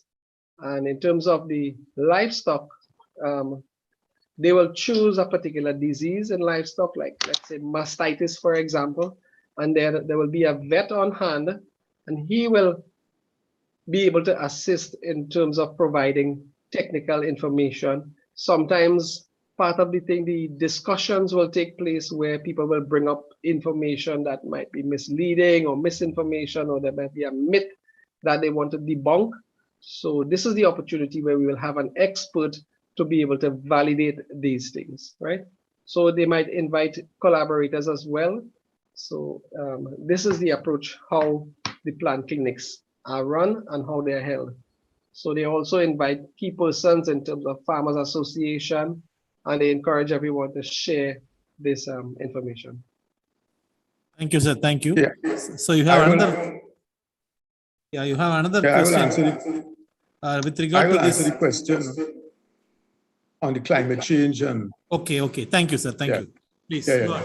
So I remember the question. So Trinidad and Tobago, Israel is just outside the hurricane belt. So we really don't get much hurricane, but we hurricanes, if any, we haven't had one in a long time. So, but we do face the impacts of climate change, which is severe weather. Drought, actually, this week is the hottest for the year. Temperatures are rising exponentially in Trinidad for a very long time. So it's very hot. Livestock farmers are complaining about the water that they have to, more water they have to provide for their livestock. We have lots of flooding. As we said, we have a rainy season, and the flooding the rainfall seems to be more intense. And well, you know, all the effects of climate change, and we get all flooding, crops lost, etc. So what we do for that is really the only thing we can do is train, is to try to prepare farmers to prepare themselves to using some climate smart technologies. So we are always on climate smart. We have been on climate smart technologies for a couple of years now, using protected structures, appropriated protected structures, drought tolerant crops, probably flood resistant varieties, etc. We are trying to promote that, but we lack in some research because our research institutions in the government is not funded as it was before. So we're not making much progress on that. But we are trying to face climate change head on by educating farmers. Of course, there are the climate change impacts of flooding and drought has to do with infrastructure, and that farmers need to advocate to get the government to clear their water courses and to provide irrigation for them, etc., etc. So we are making some efforts and trying to get farmers ready for climate change, trying to build resilience among farmers. And we now have just now, this September, rolled out an undergraduate program in disaster risk resilience preparation for agriculture and the environment at the university. So we are now on that road. We are now starting. I cannot say that we are well on that road, but we are now embarking on that road. Sir, we have one last question in the chat box that is from Vartika Srivastava. And the question is, India has lab to land program. Do you have any similar kind of program in West Indies, sir? The short answer is no, because it's the first time I'm seeing the lab. I'm hearing about the lab to land program. And of course, I would like to get some further information on it going forward. Could always learn something. That's part about the seminar. I heard about the special interest groups in the previous presentation, and that's also something that piqued my interest. And I guess that's the benefit of being on these international seminars and webinars. So I would like some further information on that.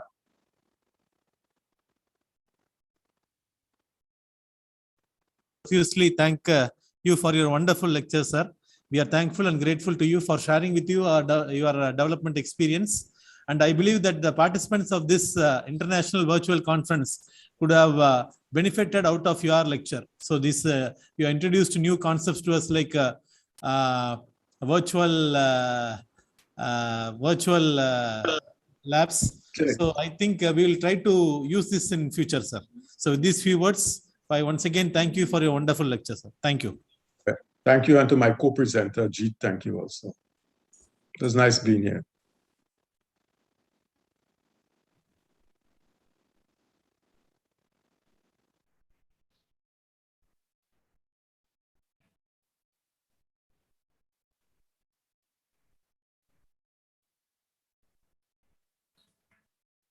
Good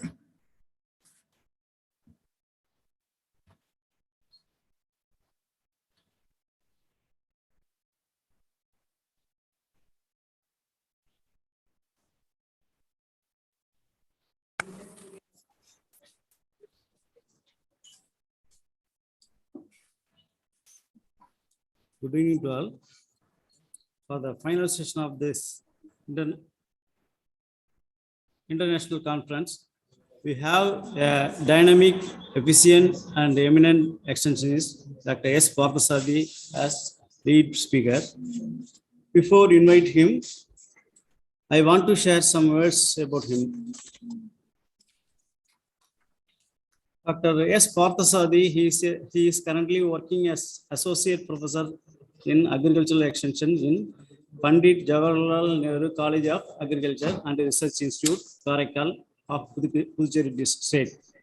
He has 19 years of experience in teaching, research, and extension.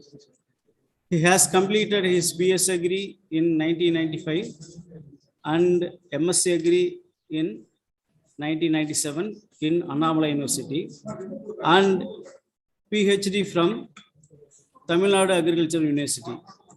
He is looking after soft skill enrichment cell and entrepreneurship development cell of the institute and organize various training program and workshop to students. He was organized various state level, national level, and international level training.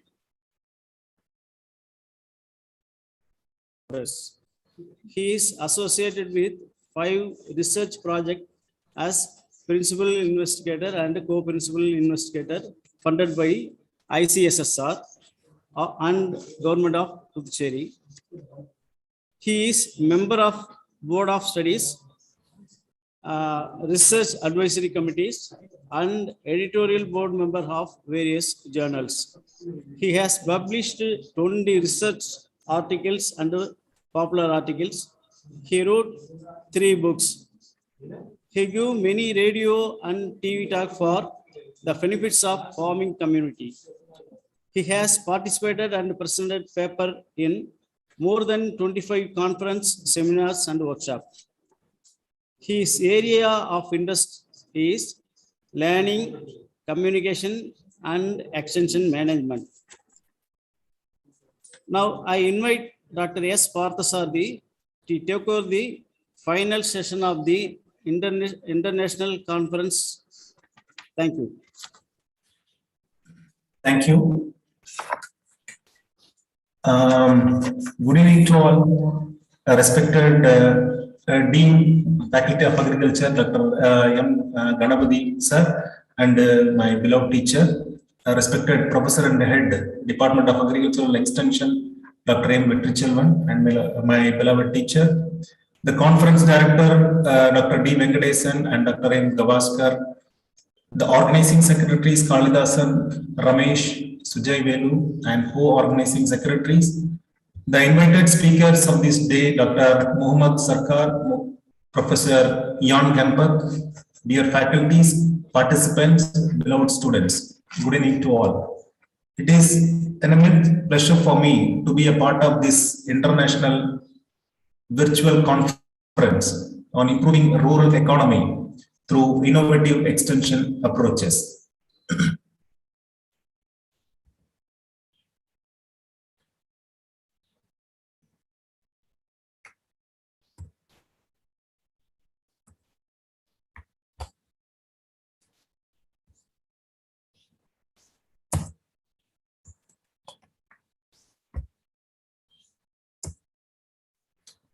So, as rightly pointed out by the Professor Jan Kemper, innovation is a mother.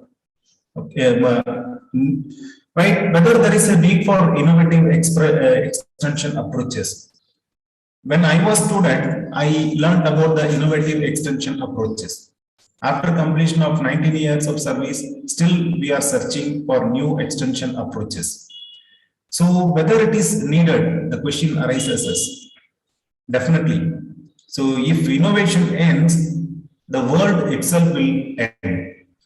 Because we need innovation because there is advances in technology. So every day there are advances in technology, especially the agricultural technologies like new varieties, introduction of GIS, IoT. So everything is there, and every day there is a technologies are being introduced.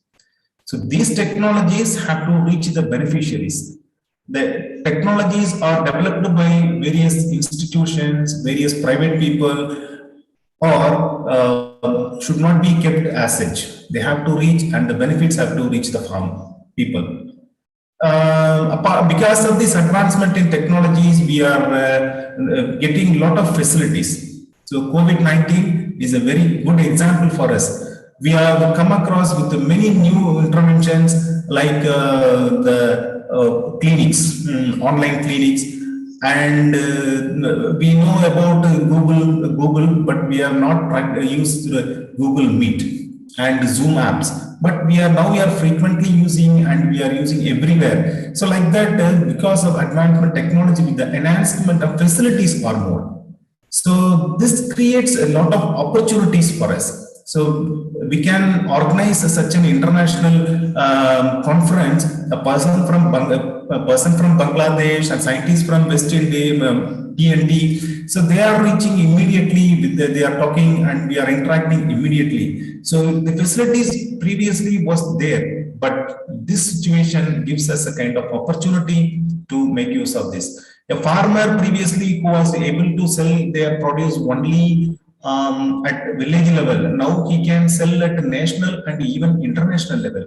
He can have a kind of a linkage. He can create a contact with the others.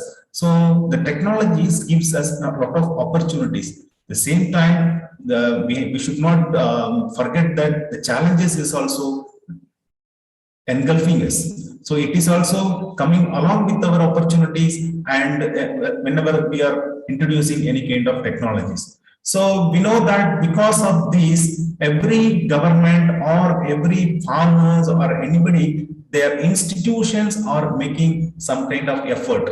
So the technologies has to be used, and facilities has to be enjoyed by the farmers. Opportunities should be grabbed, and challenges should be overcome. So for this, these institutions are working. So these institutions are mean for they are responsible for kind of innovative extension approaches, right? So before that, this is a right kind of topic they have given is a rural economy. So this is the status of Indian farmers. So this is based on the National Sample Survey Organization. The original farmers, the holdings is around 72%, and the area operation is 31%.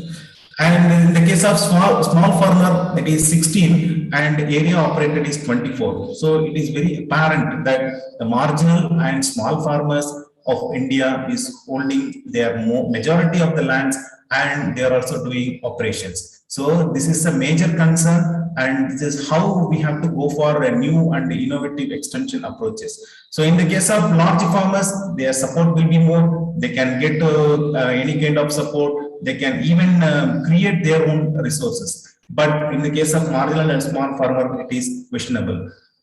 Then, so this is what important is to enhance the learning. So learning is nothing but a self-activity and should result in behavioral changes. So this is the only tool which can bring the changes in the minds of people. So this is the major concern of extension science.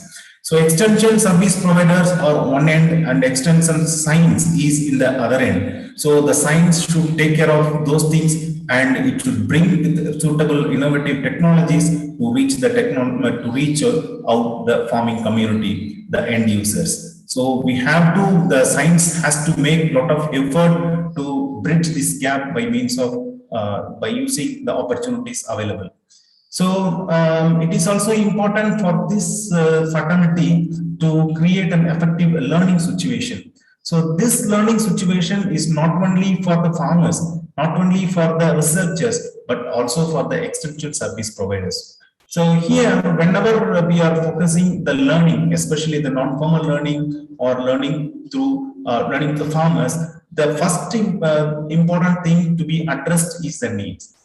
when we touch the need, automatically they will get interest and they will incline towards it and they will come forward for a kind of learning. So whenever we are focusing the needs, automatically the struggles. So if they want to do something, means definitely there will be struggles, and these struggles should be addressed properly. And if you, in order to address these struggles, we have to provide the required knowledge. So knowledge is power, and we have to give the knowledge for them to overcome the struggles. So ultimately, it will be end up in the adoption. And so whenever there is adoption, whenever they are carrying out their process, then the problems will be coming, and we have to support by learning. So this kind of learning will helpful for them to overcome their problems and also to overcome the process of extension. So this is kind of what is existing now. So, and the access of technical advice, as on the 2019 NSSO survey says, the progressive farmers are stands first. So, stand first in the case of the farming community to get their technical advice, followed by the input dealers. The information received through these progressive farmers are adopted by 91% to the tune of 91. And in the case of input dealers, it is 92.40. So you can see also the other sources, the impact of other sources, the access in the meaning of access is the government agents is 1.5, print media 4, radio, TV, and other electronic media is 8.2, and smartphone apps 0.80. So you can also see simultaneously the percentage of adoption. So this is what the reality which is there. Even though there are technological advancement, but the same thing, the trend is going on. So where the laguna is, this is where we have to bridge.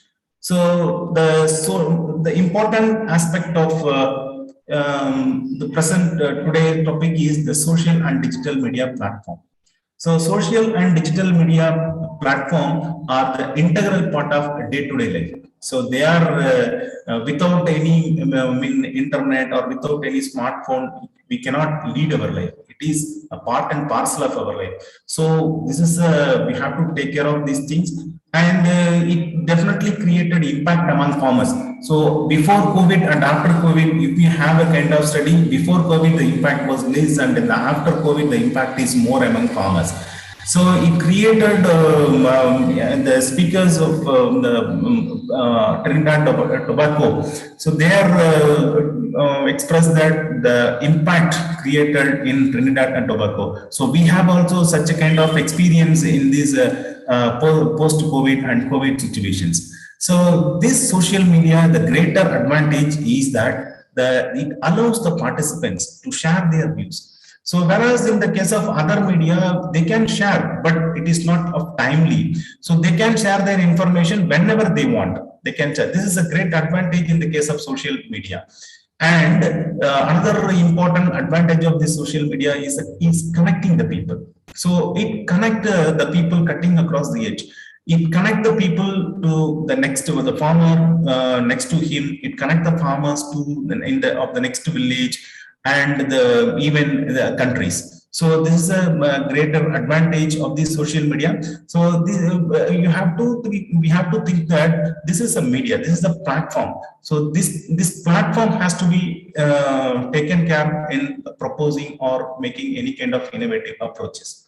So let me share some something about a study which was recently conducted about the impact of social and digital media. A study has been conducted in the UT of Puducherry. So we have conducted this study with the marginal farmer, different categories of farmers, because we cannot have a single kind of package for a farmer, a holistic package to the entire farming community. It has to be separated. So single package means it may be used only by some categories of farmers. So in order to know how the farmers are utilized and these impacted by the social and digital media. So we have taken marginal farmer separately, small farmer, big farmer, and women farmers. So womenization of agriculture is taking a rapid place. So we have more number of women farmers from Mahe region. So Pondicherry UT has 4 regions. One is Mahe, Yanam, apart from Pondicherry and Karaikal. So we found more number of women farmers in Mahe region. So that is also a major thing which has we could able to get more number of women farmers. So 300 farmers were taken, and we studied the awareness and impact created among the farmers. This project was funded by ICSSR.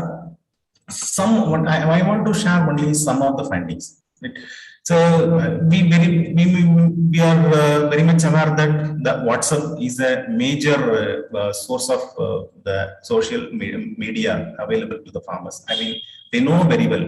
So because of the easy access, so because of the features available in the WhatsApp, the attractiveness and easy sharing and posting, everything made WhatsApp is a very friendly app and used by the farmers. Then followed by YouTube. So in the case of big farmers, there is no much difference among the big, small, marginal and women farmer. Almost all of them are aware of the social existence of this social media. Then next one is the content preference. This is also one of the interesting area. When you peruse the WhatsApp messages, so mostly it is running behind the organic farming. So the organic farming content are being circulated. Either it may be availability of seeds, or it may be the organic farming practices such as pest and disease management, or post-harvest management, or the kind of meetings, or the availability of other kind of inputs like Panchagavya, other things. So this is most of the WhatsApp group, this kind of information is being circulate among the farmers. So one more interesting point, this organic farming, the group farmers who were in the group were found to be the big farmers.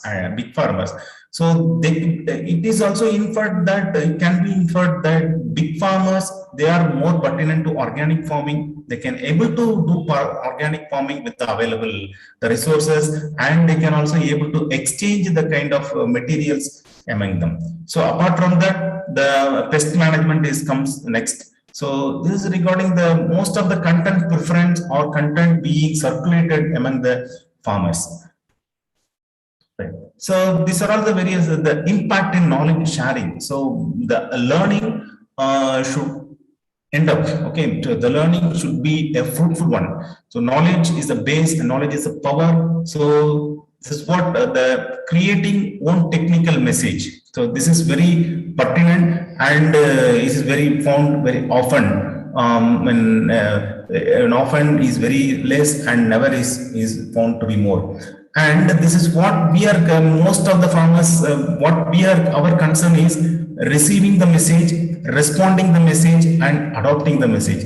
This is what we do through extension services. Either it may be public service or private service or NGO, whoever may be. So we are sending the message, they are getting the message, they are reading, and they are getting understanding of that message, and ultimately they have to practice that message. So it is when the study is being conducted 2019, just before the introduction of COVID. That is why it may be small. I mean, often it may be found at 2.33%. But if it would have been conducted after COVID, there will be definitely increased, but not much extent. It may be around 10% or 15%. Then the mostly we found that, so one more thing, this information is related to agriculture. So they are using social media, they are using digital media to a greater extent, but our concern is about only agricultural message. So when we ask them to prioritize the information, what they received, first preference they were given only to the entertainment, and second preference they were given to the news. Either it may be local news or it may be a state and national level news. Then third preference only given by the farmers themselves. Okay, so this is why the impact is reflected. It might be the reason the impact reflected in the important thing is the receiving, responding, and practicing. So mostly what they do, receiving and deleting even without reading the content. So this is another one. And one more thing is the educational impact. So it is definitely created some kind of impact among the farmers, those who are access the social and digital media. So whenever they are using the social media, their knowledge acquired help in adopting farming technology. So they are swear they are definitely accept that this knowledge is acquired through social and digital media, and it is helpful in adopting the farming technology. So this is followed by the clarity of information was more. So the information mostly posted by the fellow farmers. Okay, this is we can correlate this with the information access of the farmers as per the NSSO result. So the NSSO result says that the progressive farmers are the most impactful. So most accessed persons. So this is same thing can be equate. So the clarity of information mostly by the fellow farmers. Apart from that, there is also the messages from the scientists and the NGO persons are also be there. Then it's a decision-making capacity among operations. So the content mostly shared by them in the case of market price, the input availability. So that is also helpful for them in taking the decisions. So the information in carrying out the scientific orientation. So it somehow changed the mindset of the people. So after seeing the videos uploaded in the YouTube, so after the otherwise in the Facebook or in the case of WhatsApp, they can have a kind of understanding, clear understanding about the thing, the scientific background, the scientific rationale of any technology being introduced to the welfare of the farmers. So this is also one of the major the educational impact of the social and digital media, right? So this is the background. So technologies are there, and we have the platform. Then next understanding what we need is that technology is going to. So hereafter we have TNV system, we have BPS broad-based extension system. Now we are slowly move to the Atma, the group approach system. So agriculture technology management extension through agricultural technology management agency, which is mainly focusing on the group approach. So the government is also insisting on group approach instead of individual focus. If they organize themselves as a group, the government support is more. So these are all the technologies are going to rule in future. So Internet of Things, mainly for irrigation and nutrient management. Then next is the marketing. So there is a research says that the e-market, ENOM, the usage of ENOM is drastically increased. Around more than 20% of the farmers are accessing the market through ENOM. So there is a shift. So the farm for policy is also towards that. So e-market to avoid the middleman and to avoid to make the farmers to sell their produce price fixed by them, and they can sell the produce anywhere. So this is the second technology, the e-market.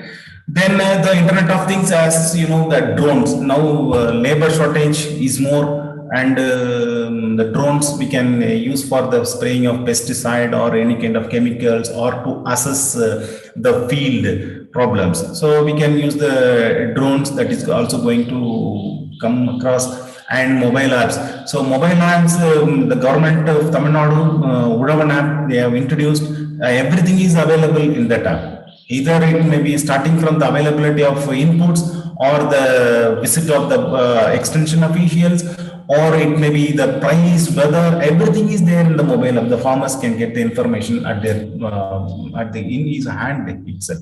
So mobile apps is also going to be the part in the future, and machineries. So machineries are without machinery, most of the practice cannot be done. So it is very apparent example in the case of paddy, starting from the planting, which requires more number of labor, and harvesting, which require more number of labor. So the studies shows that because of the interventions or the introduction of these machineries, only the farmers can be able to do the farming. Right. So this is the technologies. So this is the shift in technology. So accordingly, we have to plan. Right. Then another thing is, who is going to take the lead? So in coming years, the private industries are going to rule. Right. So the private industries, because if you take IoT, so it is a private. So if you take the ICT tools, development of ICT tools or the technology behind that, so it is mainly based on the private industry. So if you take the case of the vegetables, the fruits, most of the varieties are being hybrids are developed by the private. So BD varieties are developed by the private. So they are going to play a major role in the agriculture scenario, right?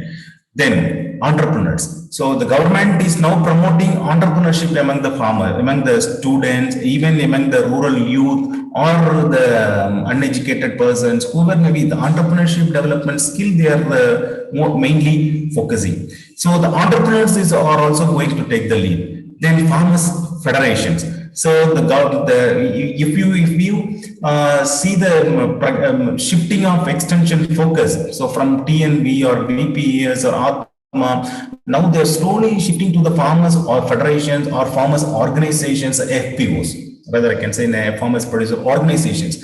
So they are going to rule the things, because it is community based. It is belonging to that area. They know their needs, they know their challenges, the problems, their opportunities, they know very well. So they are posting professional extensions services in the farmers or producer companies. So they are also going to take the lead. So private industry with the technologies, lot of technologies, entrepreneurs in the case of either it may be a service or it may be a new inventions, and farmers federations, they are playing a major role in the field level. And apart from NGOs, so they are also one or other way, they are also coming closely working to the farmer, especially the small and marginal farmers. So their concern is more, they are taking care of their, interested in their livelihood of these people. Apart from the government machinery. So government machinery is reaching the people with a lot of subsidies or schemes. So these people are going to take the lead. My focus is here, the private industries, right? The entrepreneurs and farmers federations. So these people are the main target. So our extension approach, our focus should be on these people. So private entrepreneurs and farmers federation. So that is definitely going to be a shift in the extension. That is, we have already realized, we experienced in the case of COVID-19.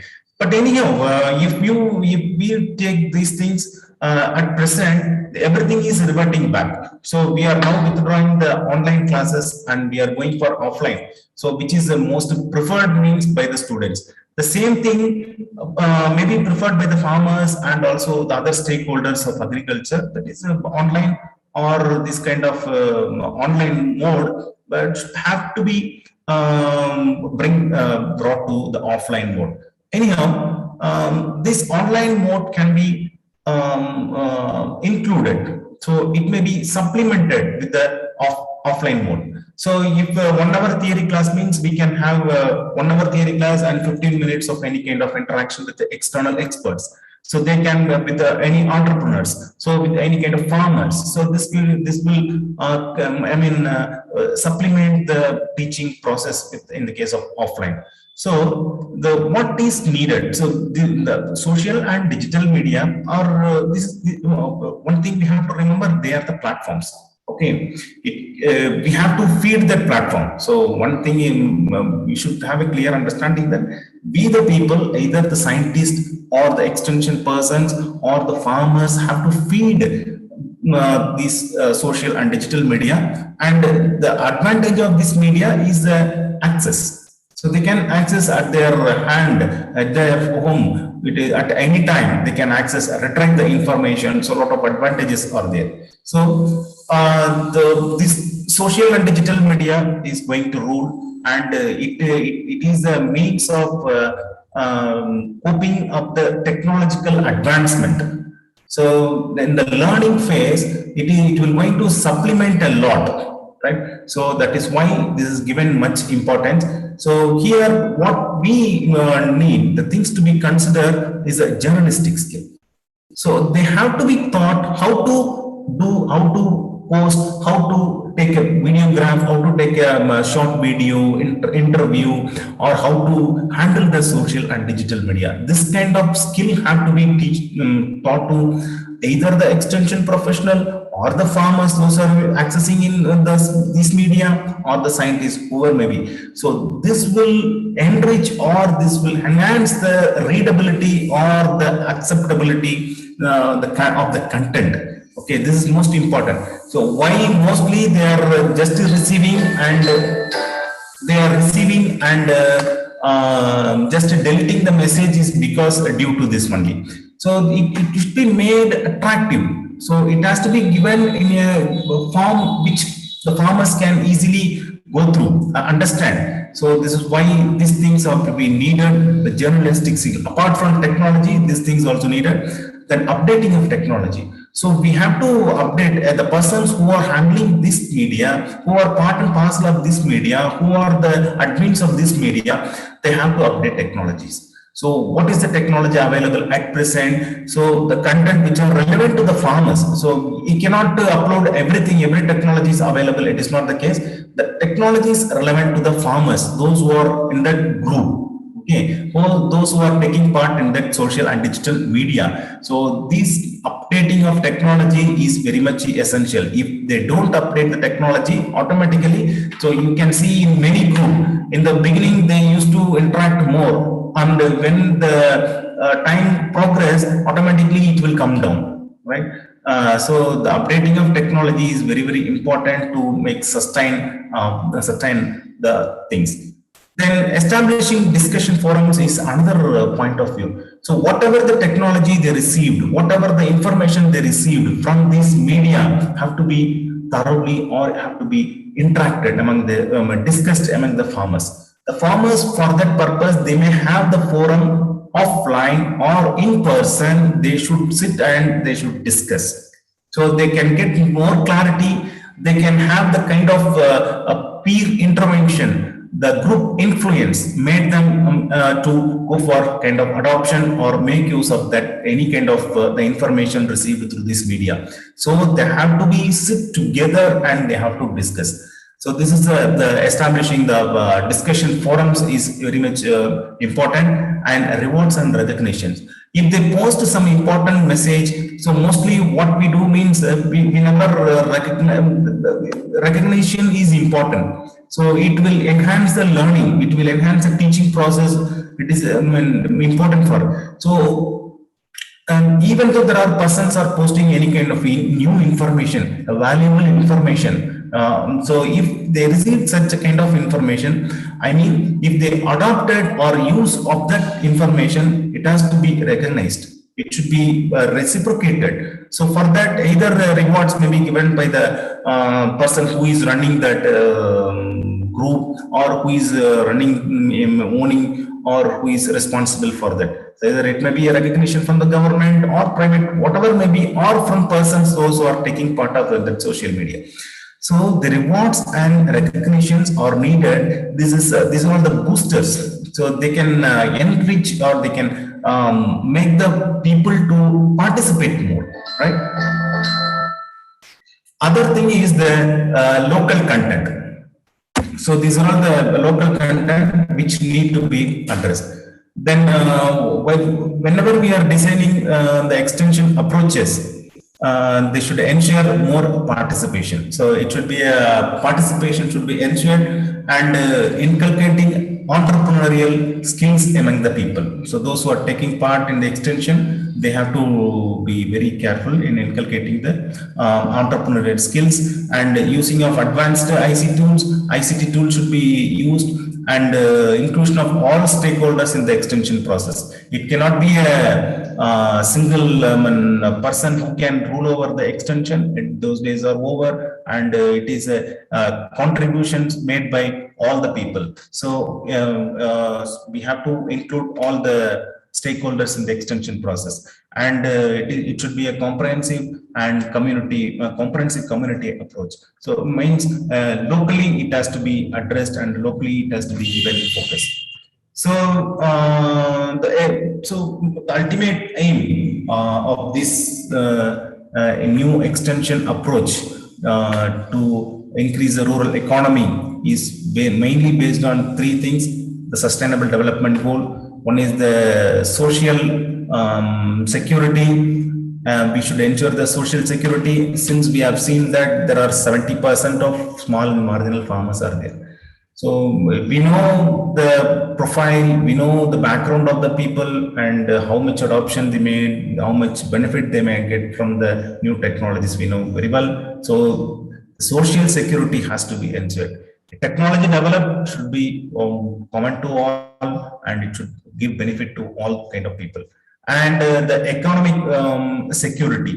So they should ensure the economic security by means of the services provided by the various service providers or the new interventions. And another security is there, environmental security, which we are giving much importance in the case of the water management, water pollution, then air pollution by means of using of more pesticide, more burning of stubbles. So many things are there that should be also be taken care. So recycling of waste or composting so can be done, and this can be have to be made carefully. So whenever we are developing a new extension, innovative extension approach, it cannot be a holistic one. It cannot be a single package. So it has to be made at local level. It has to be made at even block level. So new intervention should be made for the sustainability and profitability. Sustainability and profitability should be there, should go hand in hand for the income generation of the farmers. So with this, I conclude. I thank the opportunity given for me to express to share some of my views about the social and digital media platform. So it has to be used very innovatively, or take part in the extension approaches. So I thank the opportunity given.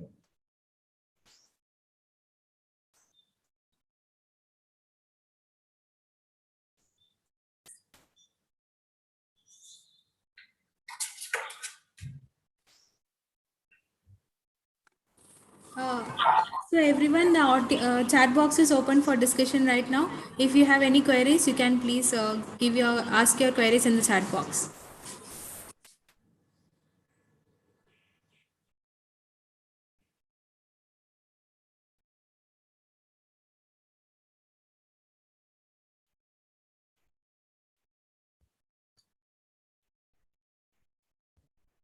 So almost it is around 5. They may be tired. They want to leave. So these are a good topic. Rural economy is very important, and we have to take care of those things. So marginal farmers, small farmers are more one thing. We have platform which is accessible. It has its own limitations. So definitely social and digital media has its poor network, cost of the data and other things. So these things should be taken care. And the the language we are using is also very important. And the participation, we have to ensure the participation. Simply they cannot be receive and delete the message. They have to act on it. So accordingly, the message should be like that. So the intervention, the thing is the message and technology. If it is a very viable technology, there is no need for any effort for an extension. So you know very well about the BPT variety. There is no extension effort. Simply it has traveled, it is being disseminated, and without any extension intervention, it reached. Now it is the ruling variety of this Kaveri Delta region. So technology is one thing. At the same time, we cannot ignore the technologies such as integrated pest management. So it is complex. it has to be taught. Water management technology, it has to be taught. So this is the role of extension people to make the things. My last word is that extension science, what we have to do is important. So extension machinery is doing their own thing. Extension science has to make various research in the case of learning, education, non-formal education, adult education, and media mix, and content creation for social and digital media. So these things we can take up, and we can give these things to the extension science professionals and also the researchers. So with this, these are some words I want to share. Thank you.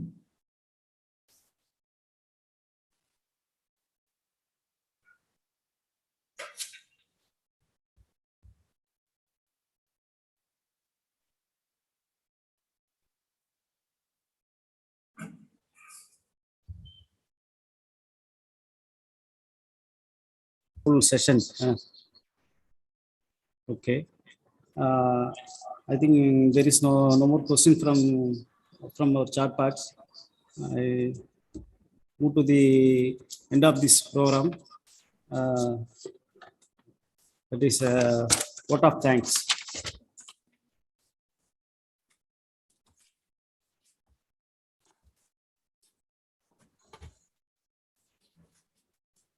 I deem it a great pleasure and privilege to stand before you to deliver the vote of thanks in connection with this international conference on improving rural economy through innovative extension approaches. I thank our university authorities to give me a chance to conduct an international conference on behalf of the Dean, HODs, and organizing committee. I expressed my sincere thanks to university authorities. I express my deep gratitude to our beloved Dean for his constant encouragement to conducting this international conference. And also I thank our beloved Dean for his valuable inaugural address. I feel proud to thank our HOD, Department of Agriculture and Extension. He gave full support to us. I would like to thank our HOD for his interesting speech about the international conference. I'm also thankful to the different lead speakers of this international conference. Dr. M. Asasman Sarkar, Professor, Department of Agricultural Extension Education, Bangladesh Agricultural University, Bangladesh. Dr. Wayne Kanpat, former Dean, Faculty of Food and Agriculture, University of West Indies, Trinidad, West Indies. And Dr. S. Parthasarathi, Associate Professor in Agricultural Extension, Pandit Jawaharlal Nehru College of Agriculture, Karaikal. I am also grateful to cooperation and support extended by our organizing committee. I felt proud to thank to Dr. Jayaprakash, Assistant Professor, Department of Education, for his untired and involvement and coordination. I am also thankful to the Dr. T. Raj Praveen and D. Tansegaran for their support. I would like to thank all the PG and PhD students of Department of Agriculture Extension who take part in the conference. I would like to thank all the participants from various countries who participated in the conference in large number and make the conference a great success. Thank you. Thank you, one and all.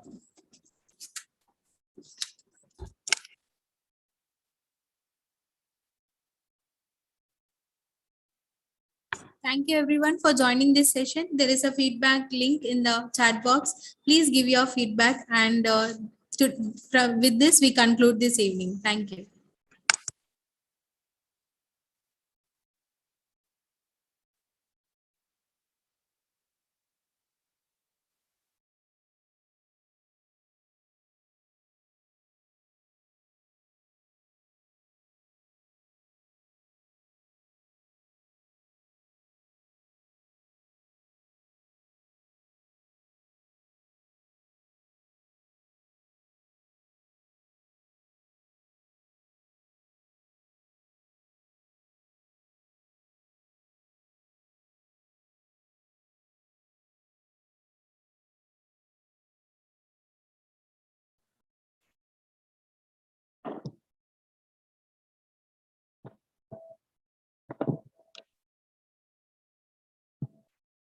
Thank you very much, sir. Ganpat sir.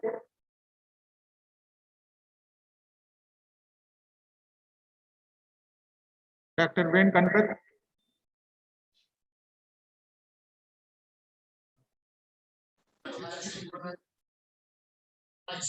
Yes, thank you very much, sir. Dr. Ven Ganpat. Yes, I'm hearing you. I'm not. What is the question, sir?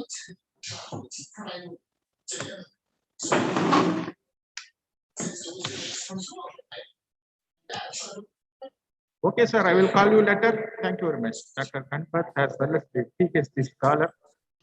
Yeah, I'm here, but I'm not seeing the question. Yeah, Jed Ramjitani. Thank you. Thank you very much.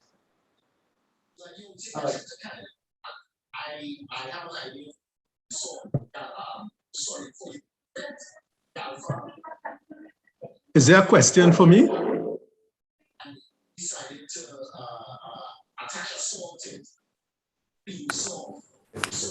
Sir, thank you for joining us all over again, sir. No questions, sir. We have concluded the session and thank you, sir.